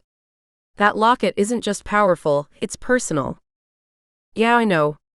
I sighed, recalling the reverence with which Ingrid spoke of her sister, Zephyria. It's as much about family legacy as it is about magical security. And it was nice that Evie and Brad showed up to help us battle Voss earlier. I'm glad everyone is okay, Agatha said. Me too. My heart ached at the thought of Brad, my rock, my best friend, the one whose hand I longed to hold without fear of reprimand. Brad and I were a ticking time bomb, ready to blow up at any moment under the scrutiny of Ingrid and the council. The memory of his worried expression during the battle made my chest tighten. I pushed the feeling down, burying it beneath layers of duty and responsibility. Can we talk about something else? I asked, desperate for distraction. Like how Voss managed to fool everyone? How he led the supernatural uprising right under our noses. Ah yes. The council's prodigal son turned traitor. Agatha sneered. His fall from grace will cause distress throughout Emberwick Crossing. He wasn't working alone. There's a whole conspiracy we're missing. Who else might be involved? How deep did this betrayal run? Agatha's tail flicked in agitation. With Voss on the run, it's only a matter of time before his cronies start scurrying out of the woodwork. We need to be ready. Ready to face friends who might be foes, and foes who might be allies, I added, the gravity of the situation settling deep in my bones. Emberwick Crossing will never be the same after this. Change is often necessary for growth, Agatha observed sagely. And you, Sage Holland, will be at the heart of it. Goody for me, I said dryly, standing up with Agatha still perched on my shoulder. She yawned, jumping down and sauntering towards the kitchen. Now let's eat. I'm famished, and you need your strength. Tomorrow, we hunt for a locket and unmask a conspiracy. Sounds like a typical Thursday, I joked weakly. As I followed Agatha to the kitchen, my head buzzed with unanswered questions and half-formed plans. I rummaged through the fridge, grabbing some leftover Chinese takeout. Chicken lo mein, dinner of champions, I quipped, shoveling a forkful into my mouth. Agatha eyed me critically. Nutritious. I'm sure that'll fuel that big brain of yours for the coming battle of wits and magic. Hey, don't knock it till you've tried it. Besides, I need comfort food right now. Plotting against powerful magical foes is stressful business. Fair point, Agatha conceded, hopping up on the counter. So, what's our first move, Sherlock? Please tell me it involves me getting to scratch someone's eyes out. I snorted. As much as I appreciate your bloodthirsty enthusiasm, I think we need to play this smart. Gather intel first, then go in claws blazing. You're no fun, Agatha pouted. But I suppose you're right. Where do we start digging up dirt on our suspect list? I say we hit up Eden, I suggested, polishing off the last of the lo mein. That gossipy aide seems to have her nose in everyone's business. If anyone knows something about this locket situation, it'll be her. Ooh, I like the way you think, Agatha purred approvingly. A little subtle interrogation over tea and crumpets. The trick will be getting her to spill without letting on what we're really after. Well then, it's a good thing subtlety is my middle name, I said with a wink. Agatha rolled her eyes. I thought it was danger. Or was it reckless overconfidence? Ha ha, I deadpanned. Seriously though, this is our chance to prove ourselves. To show everyone that we're more than just the quirky witch and her snarky cat sidekick. Excuse you. I am nobody's sidekick, Agatha huffed indignantly. But I take your meaning. It's time to step up and show these magical bigwigs what we're made of. I nodded. No, now it's time to eat. Once we'd finished, I cleaned up the kitchen while Agatha went to take a nap. Stepping out into the cool night air, I found Brad waiting for me in my backyard, his silhouette outlined by the soft glow of the porch light. He turned at the sound of the door closing behind me, his blue eyes searching mine. Hey, he said gently. Hey. My stomach twisted into knots. Brad's presence always did this to me, a fusion of contentment, lust, and desire. And right now, I wanted to run to him and away from him all at once. The tension from earlier had yet to dissipate, and now, cloaked in shadows and secrecy, it ratcheted higher. He took a cautious step closer. You okay? Define okay, I huffed, hugging myself against the chill. I feel like I'm standing in quicksand, Brad. Everything's shifting beneath me. My admission clung to the air, laden with voiceless fears. Part of me wished I could take them back, stuff them down where they belonged. But another part of me relished the honesty, the uninhibited vulnerability. He nodded, reaching out to push a loose strand of hair from my face. We'll figure this out, Sage. We always do. His touch set off electricity through me, a harsh reminder of everything we couldn't have. I bit my lip, fighting the urge to lean into his hand. Even when we're not supposed to be together? I couldn't keep the bitterness from seeping into my question. Especially then. The covenant of veiled boundaries can't dictate how we feel. It can only tell us what we're allowed to show. Which is nothing, I whispered. A lump formed in my throat. Nothing. That's what we were reduced to, stolen moments and whispered promises. It wasn't enough. It would never be enough. Listen to me. What we have, it's real. And no law, no matter how ancient, is going to change that. Real and impossible, I mumbled. My chest ached with the suckage of it all. Real, impossible, and utterly maddening. How were we supposed to navigate this minefield of emotions and rules? But since when has impossible stopped either of us? You're the most resourceful person I know. Resourceful enough to find a stolen magical locket and expose a conspiracy, but not enough to keep the guy they first. I caught myself, the confession dangling precariously on my lips. I'd almost said it. Those 3 little words that would change everything, or maybe nothing at all. Keep the guy you what? Brad moved closer. Never mind. I shook my head. It's all too complicated.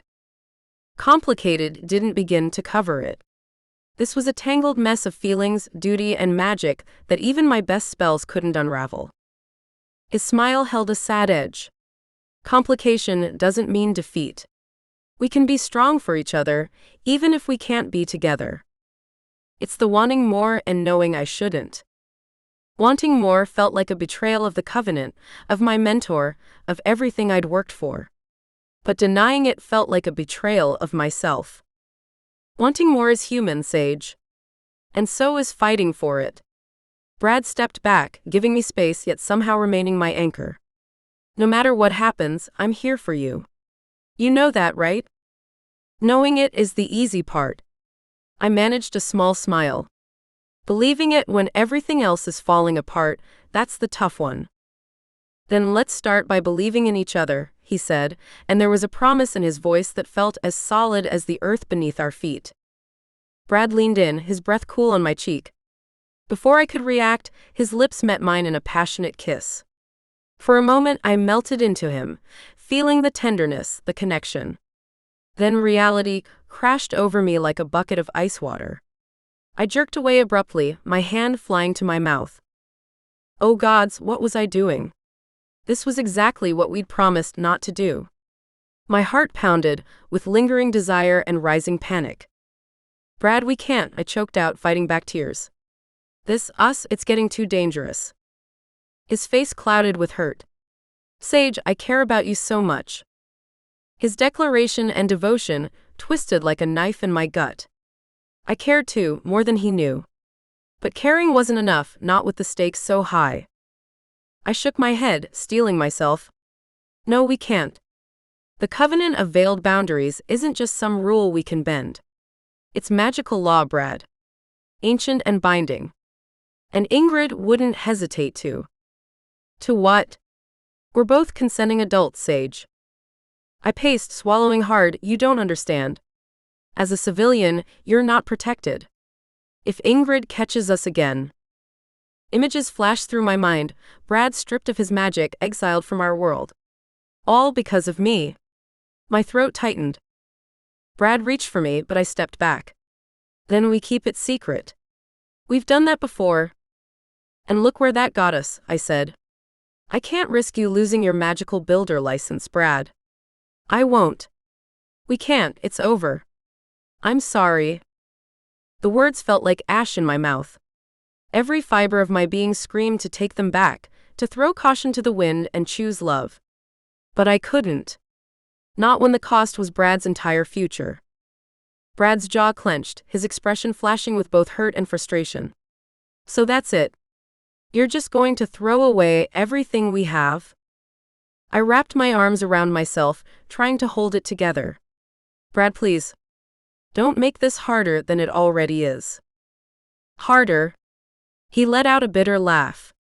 Sage, you're the one making this impossible. We can be careful. We can. No, I cut him off, my tone sharp. We can't. Don't you get it? Every stolen moment, every secret touch, it's like playing with fire. And sooner or later, we're going to get burned. My stomach twisted into knots. Brad's optimism was like a knife to the gut, reminding me of everything we could never have. I wanted to scream, to shake him until he understood the impossibility of it all. Brad stepped closer, his sexy smell making my head spin. I'm willing to take that risk. I backed away, bumping into the wall of my house. Well, I'm not. Not with your future on the line. Tears stung my eyes. I couldn't let him see how much this was killing me. If he knew, he'd never let go. That's my choice to make, he argued, frustration coloring his tone. Is it? I shot back. Because last time I checked, I'm the one with the power to strip you of everything you've worked for. One slip-up, one moment of weakness, and poof, your magic, your career, gone. Brad's face fell, the reality of our situation finally sinking in. There has to be another way, he said. I shook my head, blinking back tears. There isn't. Not as long as the covenant stands. Then we fight it, Brad said. We go to the council, we. Stop, I pleaded, my resolve crumbling. Just stop. It's over, Brad. It has to be. I could hear my own heart hammering in my chest, feel unshed tears burning behind my eyes. Brad's shoulders slumped. I love you, Sage, he said softly, his voice breaking. Those 4 words shattered what was left of my composure. All the air left my lungs, and for a moment, I forgot how to breathe. A sob escaped my lips before I could stop it. I know, I said. That's why I have to let you go.